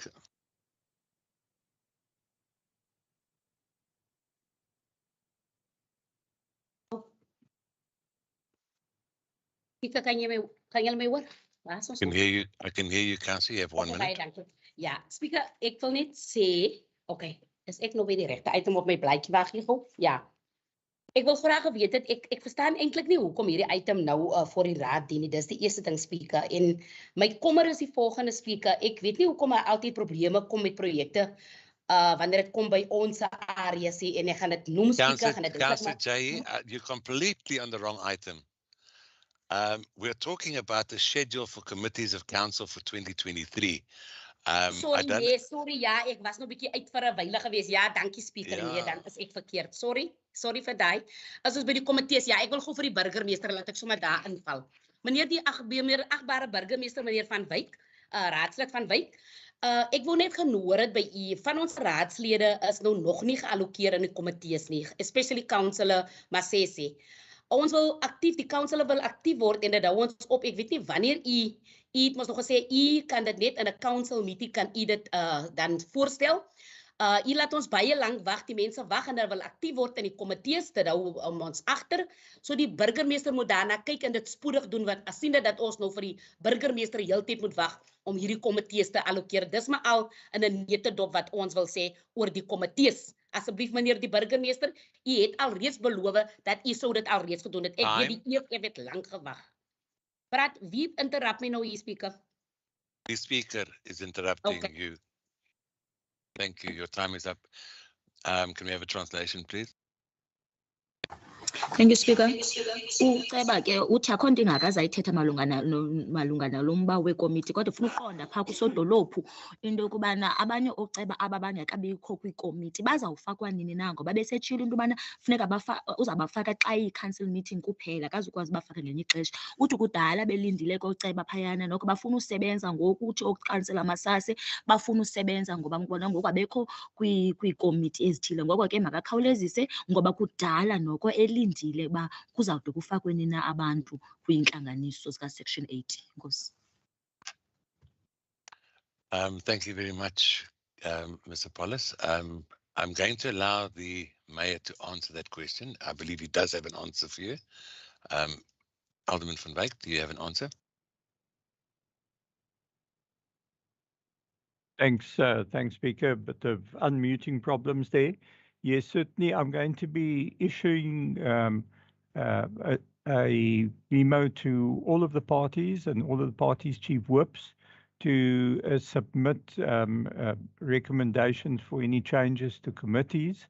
I want to do that tomorrow, and that we can get those responses before we go on recess, so that we could introduce those changes at the first council meeting in the new year. So I think that it's a good forewarning then for each of the parties just to consider those allocations as well. Thank you very much. Thank you. I believe that answers the question. Thank you very much. The next person to speak on this item. Thank you, Speaker. It did answer me. Thank you. The next person to speak on this item is Councillor Smart. Thank you, Speaker. No, Speaker, I am totally covered and therefore, just note the recommendation. Thank you so much. Thank you very much. The last person to speak on this item is Councillor Suffers. Thank you, Speaker. I second the proposal made by my colleague, Councillor Roelofse. Thank you very much. Thank you very much, Councillor. That item then carries. We're going to move on to item 12.3, consent to transfer ARF 7382 Puckelsdorp. There's no debate. We're therefore going to move on to minutes of the E-Municipal Public Accounts Committee impact meetings held on the 15th of October, where am I now? Sorry, of November. And the first person to speak on the item is Councillor De Tooy. Councillor De Tooy, you have 3 minutes, please. Baie dankie Speaker. Speaker, ek gaan nie die hele 3 minute gebruik nie. Ek gaan kort en kragtig wees. Maar ons interne ouditeur, meneer JP Rousseau, het 'n volledige uiteensetting gelewer van die verslag wat hy ingedien het vir September en Oktober. Die auditverslag, interne auditverslag. Speaker, en dit is daar. So ek wil aanbeveel dat ons die aanbevelings soos op bladsy 172 sal aanvaar. Dankie, Speaker.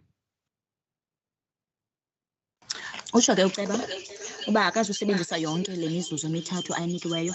Uthi ke into yobana ufuna nje ukwazisa into yobana ingxelo esuka kubaphicoti isinikiwe from esuka kuSeptember ukuya kutsho kuOctober ikhona, futhi ke umuntu ke angahlala azijongele okanye azifundele.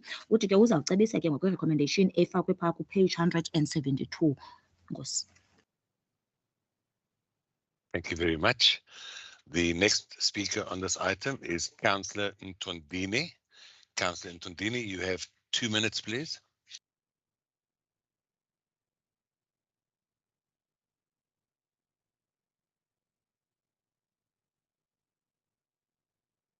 Councillor Ntondini, you have 2 minutes. Your time starts.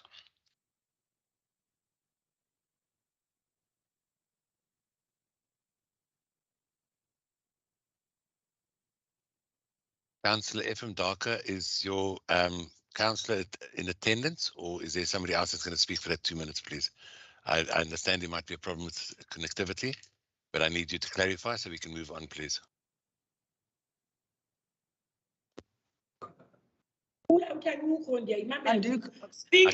I can hear you now, Councillor Ntondini. Speaker. Okay, Speaker, do you hear me? Yes, I can hear you, Councillor Ntondini. You can continue. You have 2 minutes.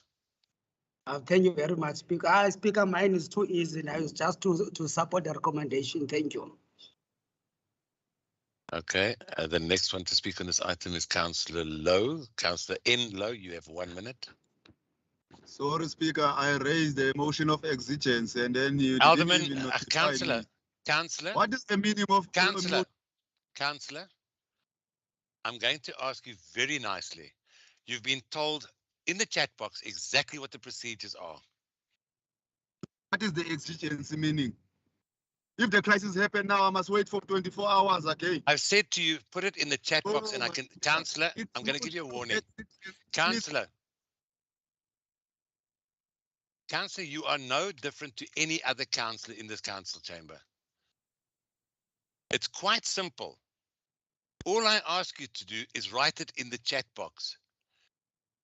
How difficult is it? You continue to say, I'm disruptive and disrespectful towards you, but you don't take a direction. I don't want to have to take disciplinary action against people, but I'm going to do it every time you disobey the rules. It's quite simple, Councillor. I need to know what the motion of exurgency is. If something has happened now, write it in the chat box. It's quite simple, and I will take it into consideration. I just don't understand what you don't understand yourself. So you're going to get your first warning for disrupting the meeting without being recognized, and once again, it's disregard any instruction by rulings of a speaker. It's not difficult, Councillor. Please. Can we please continue with this item?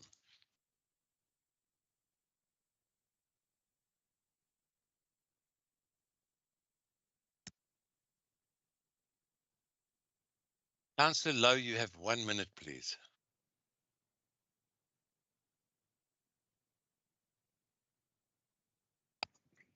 Speaker, dankie vir die geleentheid. Sienende dat die voorsitter van die komitee geen kommentaar het om te lewer, sal ons maar seker iets moet sê.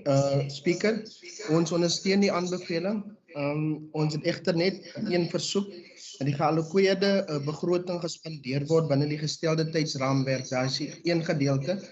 En dan wil ek ook net 'n vraag rig aan die burgemeester.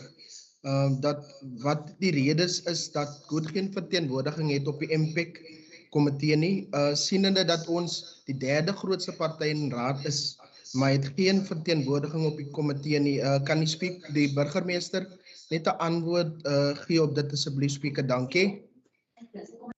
Councillor Lowe, I don't know if you weren't present in the last 5 minutes, but the Mayor has answered that question already, and there will be a letter going out to your Chief Whip tomorrow. Thank you very much. I'm going to ask the next person to speak on this item is Councillor Gultig. Speaker. My apologies, there was a translation supposed to happen in between that. Dankie, Speaker. Jammer, ek wil net Uthi ke yena ukhansela lo bakuba ke usihlalo wenhlanganiso lona esithi akananto engako azoyithetha naye ke khonto engako azoyithetha xa uzawucela into yokubana imali ekhoyo okanye imali ebekiweyo isetyenziswe ngokwendlela elindeleke ngayo. Futhi ke wanombuza awubuzayo phaa kusodolophu into yokubana uthi kuba bona bengumbutho wesithathu ubukhulu kutheni kungekho umuntu obameleyo bona phayana kwi-section 8 committee ye-impact. Uthi ke usodolophu seyiphendulile loo nto, futhi ke uzawufumana ngomso uchief wabo uzawufumana impendulo echazayo into yobana mabanyule umntu ozakwazi nabo ukubamela.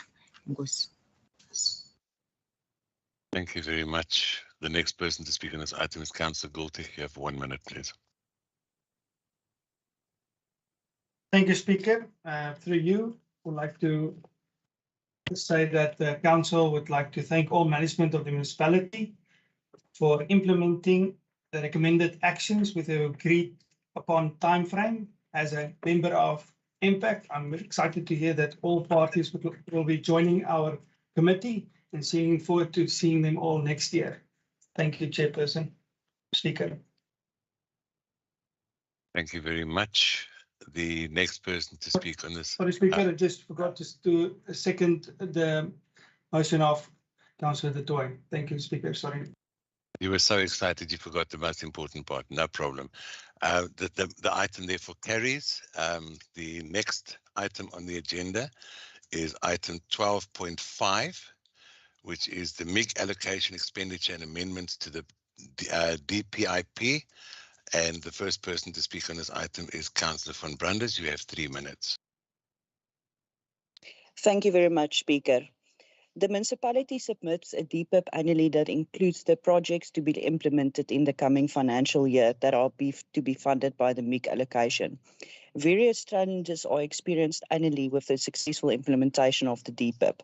As an example of this, the George Municipality 2020-2023 MIG project plan includes the upgrade of a portion of Nakani Street in Thembaletu to the amount of 16.9 million. Now, this street project implementation initially was scheduled to commence in July, August, but has been sustainably delayed and has an impact on the municipality's projected MIG implementation plan and, of course, expenditure. The risk of indirect expenditure of the full MIG allocation must now be managed, and it is proposed to bring forward one or more projects that were scheduled for implementation in the next financial years. As outlined on page 175 of the agenda, we are proposing electrical high-mast lighting in Thembaletu, water pipe replacement in Cornwall phase 1 and 2, and then upgrading of street and storm waters in Thembaletu. In order to bring forward projects, the DPIP must be amended accordingly. It is a MIG grant condition that any amendments to the DPIP must be approved. To meet grant conditions, ensure project flexibility and reduce budget risk, the municipality is more practical to delegate authority to approve amendments to the DPIP to the accounting officer to ensure that timely adjustments can be made. I therefore recommend the recommendation on page 176 that the municipal manager be authorized to approve amendments to the DPIP to ensure that full expenditure of the annual MIG allocation can be achieved. Thank you very much, Speaker. Thank you very much. The next person to speak on this item is Councillor Toto. You have 1 minute. Yes, Speaker. I just want to report that I'm using Councillor Mdaka as microphone because my device kicked me out. Can you hear me, Somlo? I can hear you. You're All right, using thank up your you. time. Yeah, I'm using Councillor Mdaka as I microphone. realize that, but I've said All right. you have 30 seconds left of your time, Councillor. Oh no, Somlomo. See, as the ANC, we support the recommendations as well. However, Somlomo, we just want as well with this to bring it under the attention of the MM that in this administration, in a time that she needs to see to it in a legal way, that when these contracts, the big contractors are coming in our areas, they also leave or give an opportunity to our small contractors to grow, as well as with all this money that they are taking Time out is up. there, looking to Solom, speak. Your time is up.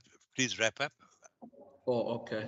And look into the contracts or when these things are done through supply chain management in a way where they can also plow back into our communities. Thank you so much.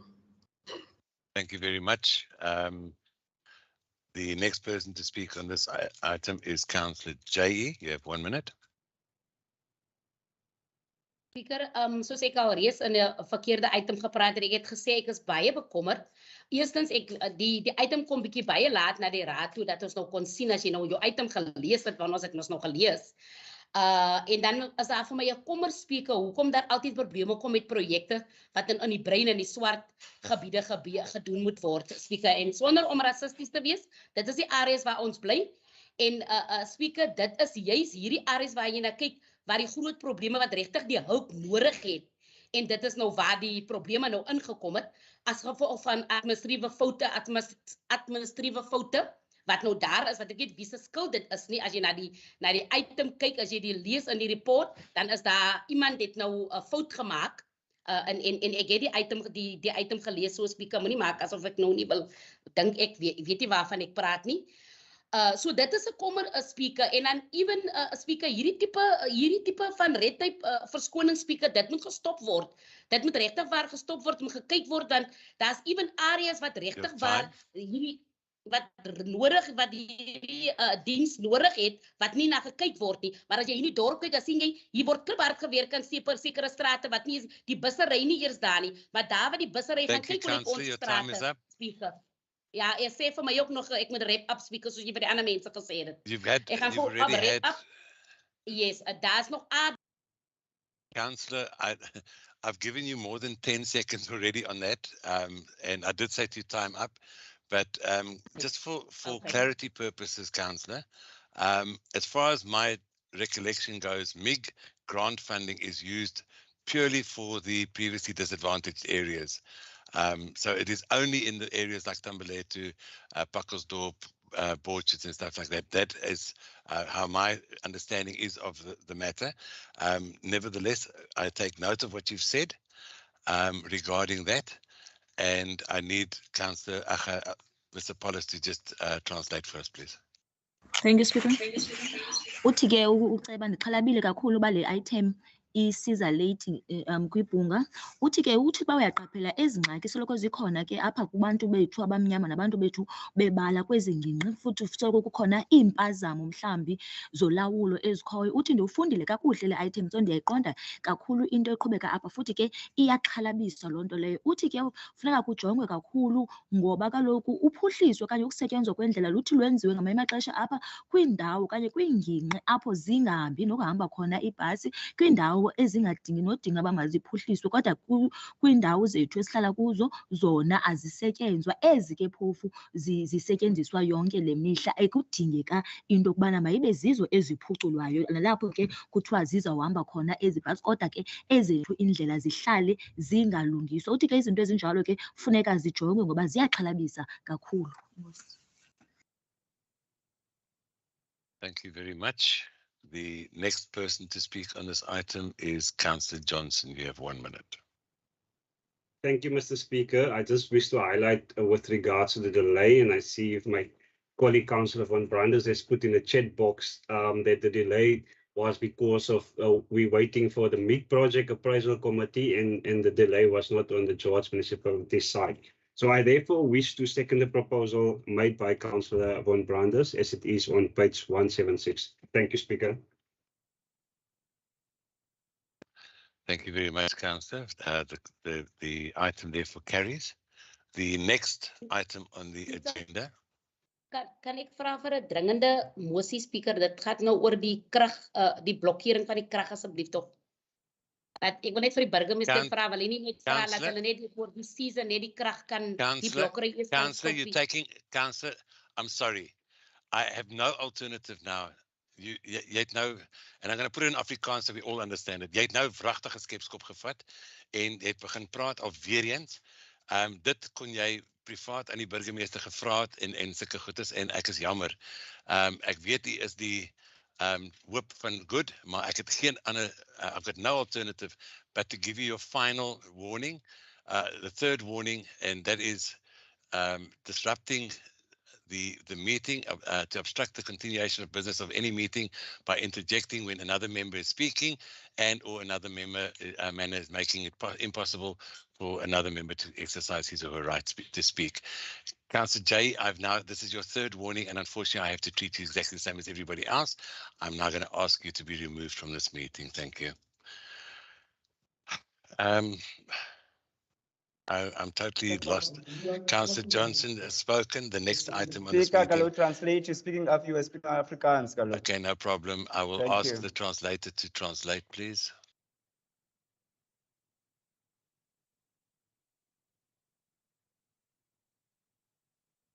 Mr. Paulus.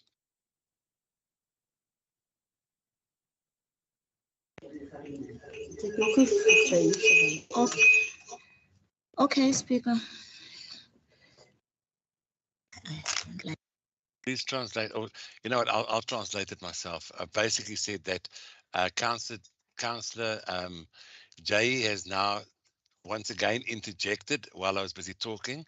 And apart from that, she has raised an issue regarding something that could have been taken up. Yes, Councillor, Mr. Paulus, I'm doing it myself. I'm doing the translation myself into English. So basically, the point is that I've now asked her to be removed from the meeting because it's the third warning, and I have to treat everybody in the same way. No, you can't do that. You can't be the speaker. Councillor Nkamile. No. Councillor Nkamile, don't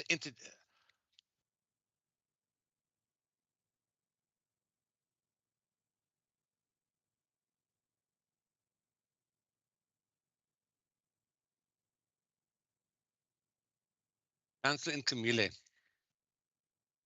I don't understand. No, Councillor, I'm going to remove you now. Okay, it's the third time that you've interjected. Don't tell me how to do my job, please. Okay? Please. If you want my job, please apply for it. But you cannot continuously interject and tell me how to do the meeting. I did not recognize your hand. You have not put anything into the chat box. And you continuously unmute yourself and come into the meeting. This meeting is chaired by myself. And I have the right to make my own translation.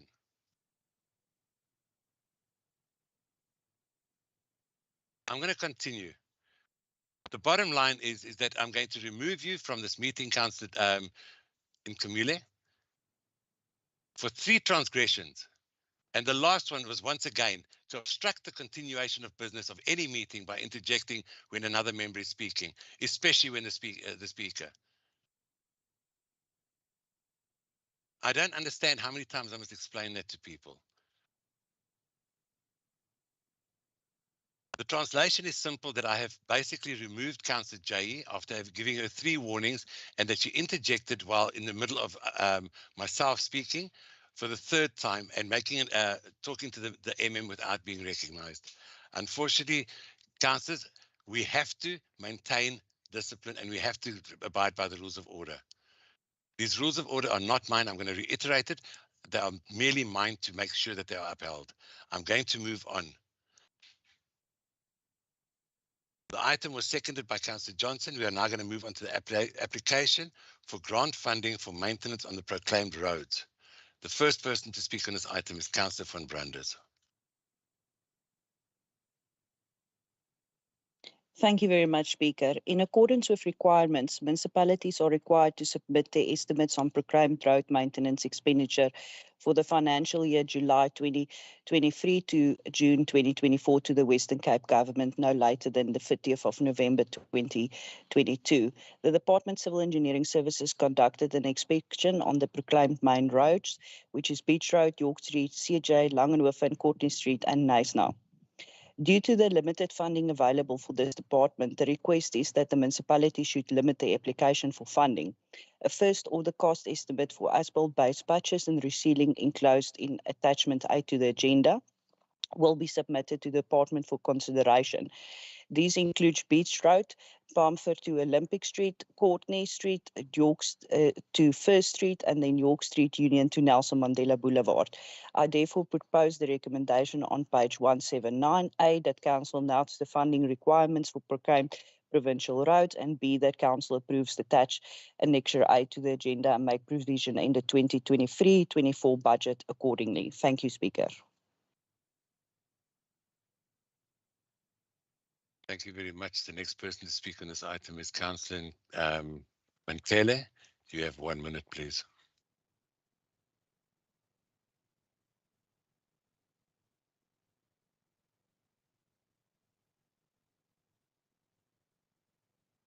Councillor Mankele, you have 1 minute. No. Manbulisa Speaker, the councillors. ANC siyayisapota ukulungiswa kwendlela into edibene service delivery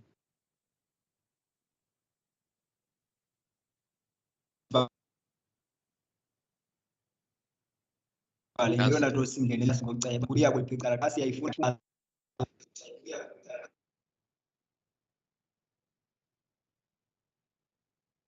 Sorry, Councillor, you're breaking up. I'm not sure whether you've finished or whether your microphone is giving problems. Just confirm for me, please.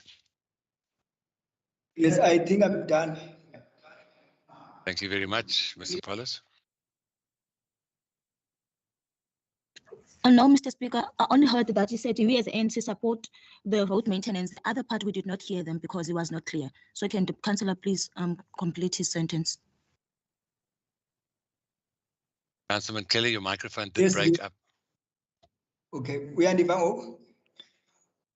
Yes, benzama ukuthi ke singo-councillor si-call for i-service delivery. So kumele siyixhase into edibene ne-service delivery, but siyigadile nokuthi ba ingakhethi icala. Enkosi. Thank you. We as councillors are for service delivery. So we are in full support when there is service delivery, and that it should not choose sides, but everybody should be entitled to service delivery. Thank you.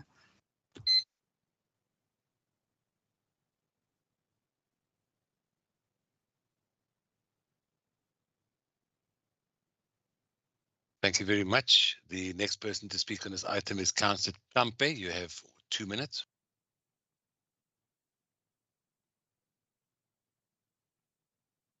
Enkosi Speaker.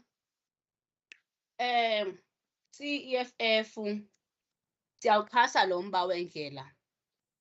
Ndiyafuna ukutsho ndithi into enhle iyanconywa. Western Cape, including iGeorge, as part of Western Cape, into edibene nendlela siyagqwesa kuyo, and that's a good thing because 80% of impilo zabantu bethu baspendisha ezindleleni. So which means a safe road ensures a safety life. Unless you are a reckless driver, we cannot prevent it from you getting an accident, but we can ensure that Western Cape indlela zayo, including iGeorge, they are so perfect in main roads, and also including some of the local roads. So that is a great thing. That is to be applauded to the Department of Transport, including our municipality, to always ensures that our roads are according to standard and according to perfection. Thank you very much, Councillor. The next person to speak on this item is Councillor Johnson. You have 1 minute. Thank you very much, Speaker, and thank you to the previous speakers, Councillor Mkele and Councillor Kampi, for the positive feedback there. Yes, we are all about service delivery. I therefore wish to second the proposal made by Councillor Von Brandes as is on page 179A and B. Thank you very much.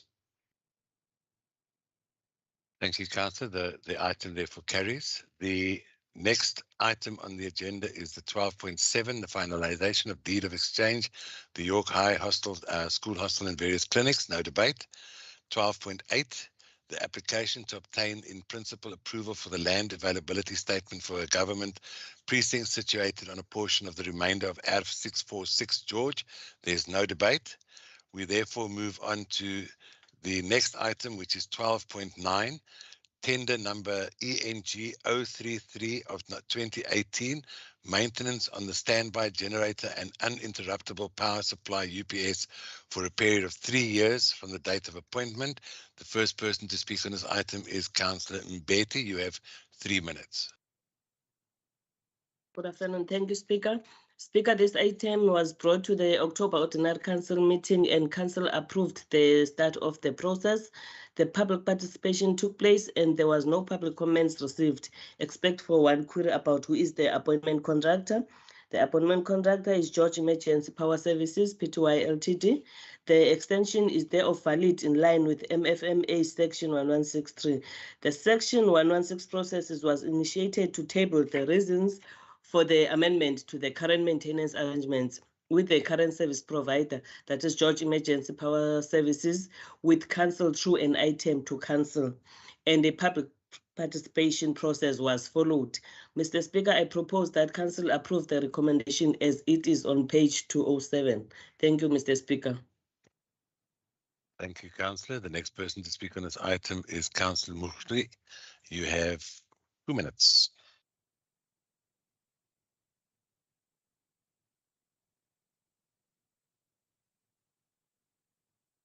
Councillor Mukri.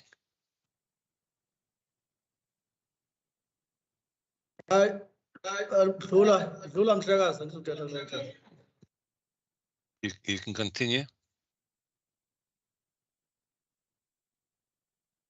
Yes, Speaker, the councillor says you can proceed. Thank you very much. The next person to speak on this item is Councillor Masase. Thank you, Speaker.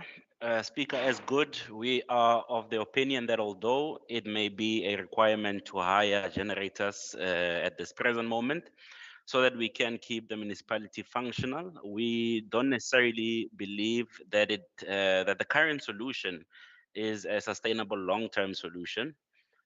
We believe that sometimes it makes sense to plan to rather buy your own equipment or generators rather than to hire them out.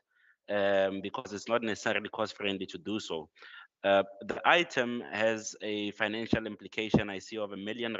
This is R1 million that could go a long way in doing other stuff that are important towards fulfilling the needs of our people.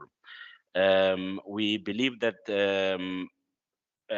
we just need to be cautious when it comes to hiring if we can have options of buying. So we just need to make sure that that is considered. Thank you, Speaker. Thank you. Spot on time there, Councillor. The next person to speak on this item is Councillor Jantjies.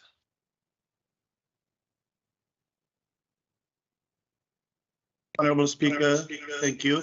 I heartily support the item. Thank you.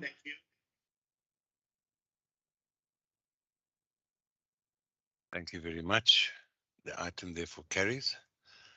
The next item on the agenda is 12.12, investigation into alleged breach of code of conduct of councillor, or for code of conduct of councillors, Councillor Hector. The first person to speak on this item is Councillor Johnson. You have 3 minutes. Thank you, Speaker. And please just allow me to copy in the amended recommendation with regard to this item. I will do so in the chat box in due time. The purpose of this report is to inform Council about the breach of item 2B and 12C of the Code of Conduct for Councillors by Councillor R. Hector. And this is just to give council a brief background of this item.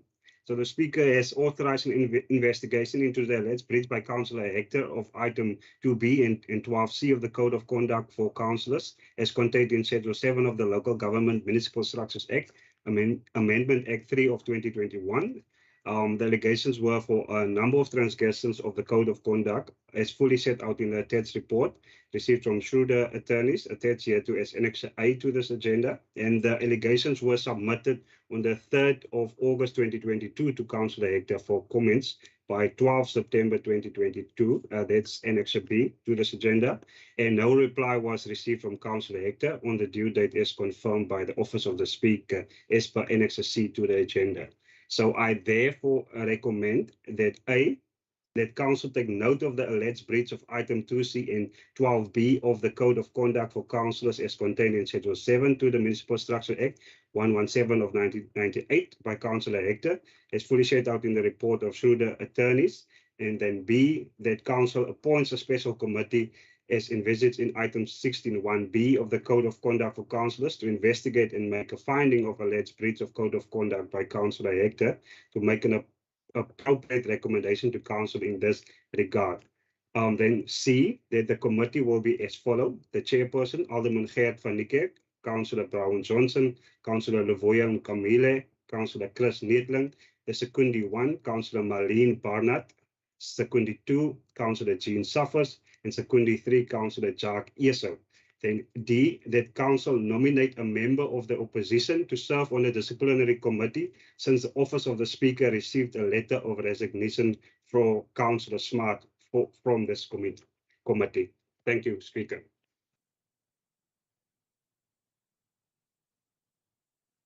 Thank you very much. The next person to speak on this item is Councillor E. Mdaka. You have 1 minute.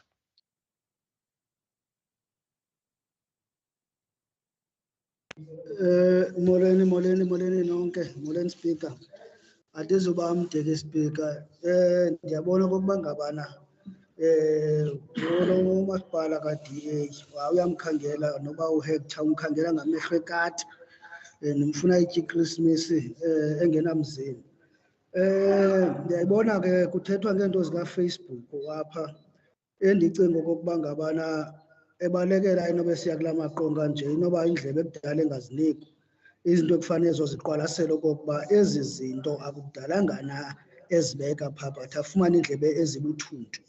Kwaye ke ndiyacinga okokuba kuFacebook nangona lo wakhe ebhalwe Afrikaans ayingeyedwa umasipala zikhona into azibhalayo ezingeyonyana ndiyazi noba kubo kumangalelwa abatheni.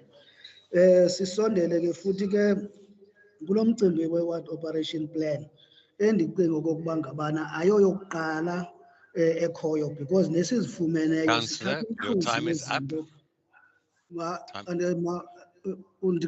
Sithatha umhluzi wezinto ikhona nale yalo nyaka kupheleyo sithathe silungise kokuba ngabana mhlawumbe bengavumelani nezi zibekiweyo phaa efuna ukufaka ezinye ezo nto zonke maziqwalaselwe nekomiti leyo ijonge kakuhle. Enkosi. Mr. Paulus, please. Thank you, Speaker. I won't be long, but what I can say is I see that this DA-led municipality is really seeking to get Mr. Councillor Hector out of his job. You mentioned, that is, they want to see that in Christmas he doesn't have a job. I see that you make mentions of Facebook comments that were posted. Maybe there was a reason for him to run to such platforms because maybe these were issues that were raised but were neglected. So maybe he saw it fit for him to go and post with such platforms and even with Facebook. Mr. Paulus, I suggest you get yourself headphones. I'm not going to continue with that translation. We are talking to the merits of the case. The councillor was completely out of line. We cannot question the allegations at this stage. It is for a council appointed hearing committee to do that. I'm not going to allow the further translation of this as it is. Speaker. Councillor. No, you are wrong. Councillor, what don't you understand?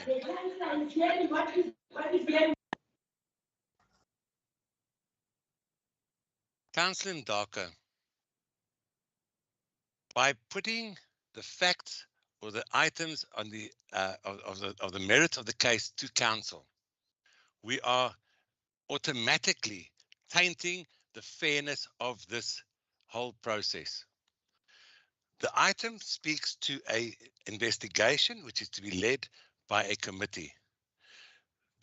You cannot put arguments for or against or anything like that into the council meeting.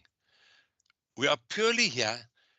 It says clearly that the code of conduct and the says that when the speaker becomes aware of an allegation against a councillor, he must apply his mind and therefore afterwards bring it to council and then an investigation. The fact that your councillor spoke in a language that I do not understand does not exempt him from the same rules as people speaking English or Afrikaans. And I cannot allow the continued translation of something which is speaking to the merits of this case. And I have taken this under advisement from the legal, and she is in full agreement. We as councillors cannot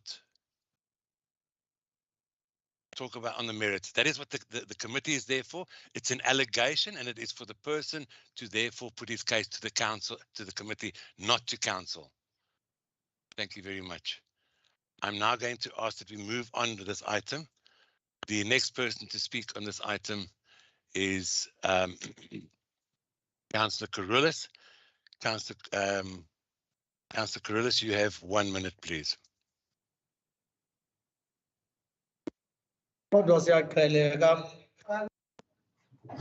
Ja, dankie speaker. Ons as die PBI is baie geskok.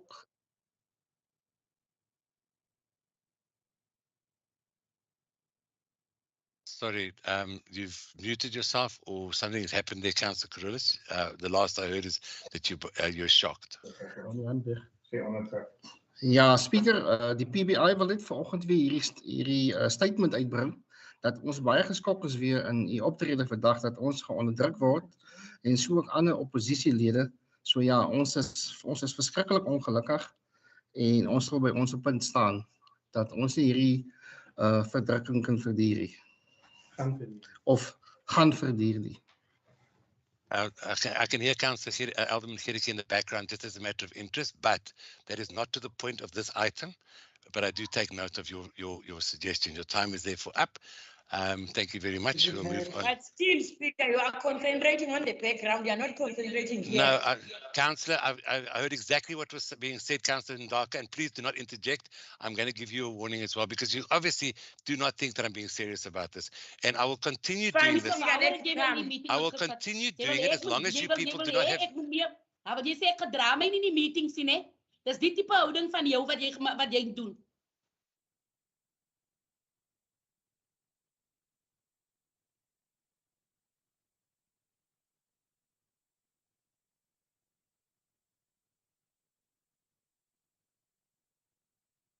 Councillors, we are making an absolute mockery of council. Honestly, we are supposed, and you continuously say we are leaders of this town. But for some reason, we cannot behave like leaders because people are being continuously interrupting. People are continuously interjecting. Councillors who have been disciplined to the point of being removed are now taking liberties and talking on other people's microphones. So the person that's allowing that microphone to be used is just as guilty as the person that's been removed. The reason why they were removed is because they cannot adhere to the rules of order. And I'm sorry, somewhere along the line, and I suggest quite honestly that there is an induction training course coming up next year again. I honestly suggest that you all go back to that induction course because for some reason we have abandoned all our principles and our values and are fighting in a council meeting where we are here to discuss business of the day and we're attacking each other and especially myself. And as I said to you before, The rules of order are there to maintain discipline. Councillor Ndaka, you continuously, as a whip for the party, continuously interject and expect you not to discipline you for it. I'm therefore going to give you the same warning as the other councillors. 28.2.7, and I'm not going to repeat it. It's disregard for the speaker. And I will continue doing this if everybody, anybody that interjects now will get the same discipline, the treatment. And you cannot blame the speaker for that. It's your own doing. Thank you very much.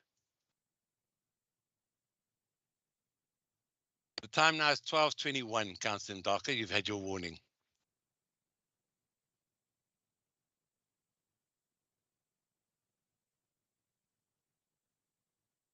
The last person to speak on this item is Councillor.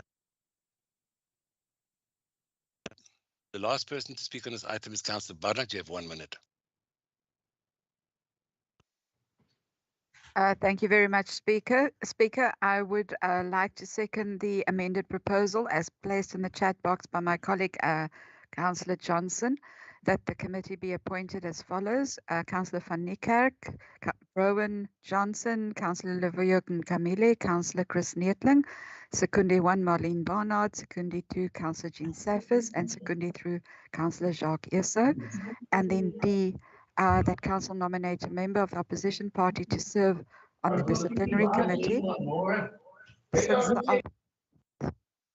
Sorry, Speaker. Oh, there we go. To serve on the disciplinary committee since the office of the Speaker received a letter of resignation from Councillor Smart for this committee. I therefore propose we accept the amended recommendation as is. Thank you, Speaker. Thank you very much, Chief Whip. The item is therefore carried. I believe the next item on the agenda is item 12.11 regarding the water restrictions. And the first person to speak on this item is Councillor Johnson. You have 3 minutes, please. Thank you, Speaker. Just once again, I've pasted the amended recommendation, specifically under point D in the chat box. Colleagues, the Garden Road Dam, our main source of raw water, are just above 50% mark on the new raise level. The rainfall for this year were in fact lower than usual. On Tuesday, the 22nd November, we commemorate 1 year of the council inauguration. And that morning, leading up to the meeting, we experienced 78 millimeters of rainfall. And for this year, Mr. Speaker, for the whole month of November, we only measured 7 millimeters of rain at the Dennerwood Waterworks. Mr. Speaker, councillors, you would remember that on the 25th of January, the Civil Engineering Operationals Committee, Section 80 Committee, imposed 2B water restrictions as per the delegated authority. And that was to alleviate a crisis in terms of a shortage in water purification or the supply of potable water for the fast-growing city of George. The civil construction works for 20 megalitres extension to the new water treatment works commenced early in 2022, and this project will take more than 3 years to complete. And during this time, the George municipality must manage its water usage very carefully. We have various upgrades also commenced on the old water treatment work that was built in the 1950s. This has meant that less water is being purified as modules at the old water treatment works have had to be taken out of commission to work on. One module was brought back into operation on the 19th of November, and another module will be operational by the 30th of November 2022. These two modules together add approximately 2.5 megalitres per day. Mr. Speaker, it is anticipated that this festive season will be an exceptional busy season for George. As we know, as some KZN beaches are not safe for bathing, and it is also the first year post-COVID that there are no restrictions, and some families have been able to recover financially to afford visiting. Mr. Speaker, despite ongoing media reminders about water restrictions, the public has not responded well, and there is still significant water misuse and non-compliance with restrictions. Our law enforcement is limited in capacity, and thus to intensify the monitoring of users and to use fines. The only alternative is to increase the restriction and move to impose increased water tariffs as a deterrent during these abnormal conditions. Section 2 of the 2023-23 tariff list water tariff with effect from 1st July 2022 provides for emergency tariffs for any abnormal circumstances and determined by the delegated authority. In this instance, Council is the delegated authority, with the Section 80 Committee delegated the power to implement water restrictions. The current circumstances are deemed abnormal, hence the need for water restrictions and the increased level of restrictions to reduce consumption and water wastage. The tariffs do not impact on household users and that consumes 50 kiloliters per month or less. So I therefore recommend, as per pasted in the chat box, A to G. Thank you, Mr. Speaker. Thank you very much. The next person to speak on this item is Councillor Hani.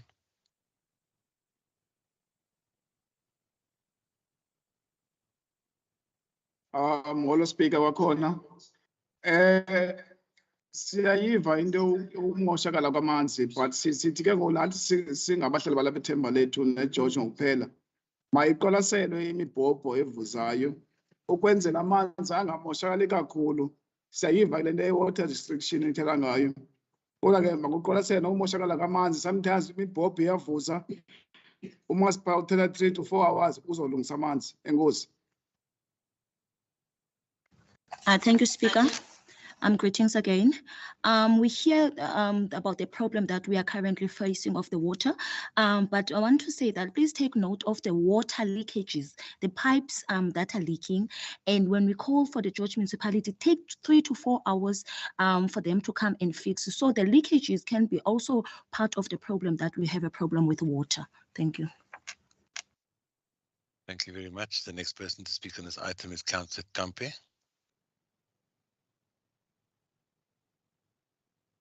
Enkosi Speaker.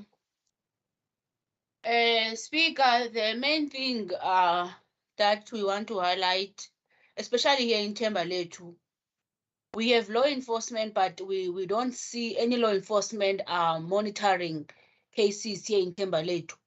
For instance, we have saloons that are popping up each and every day that are not even rendering or paying a service. So we are suffering, Tina Bantu. We as the people who are paying the services.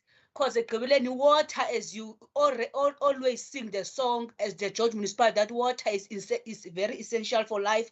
It is very essential. So let it not be a crisis for us, the issue of water, but it must always have solutions. So can the law enforcement come in Themba Lethu and do the monitoring? Because the only thing that you highlight in Themba is the car washes, the car wash that are wasting waters. But we don't have many car wash here in Themba Lethu. It's only there and there, but they are few and they can be monitored. The issue is the saloons that are being opened each and every day here, yet they are not rendering, they are not paying any service. They are using a lot of water, yet we have to suffer for those things, Tina, as the people who are rendering services to the municipality, which is not fair. So can the law enforcement come in Themba and monitor these situations?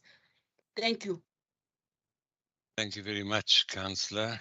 The next person to speak on this item is Councillor von Brandes. You have 1 minute, please.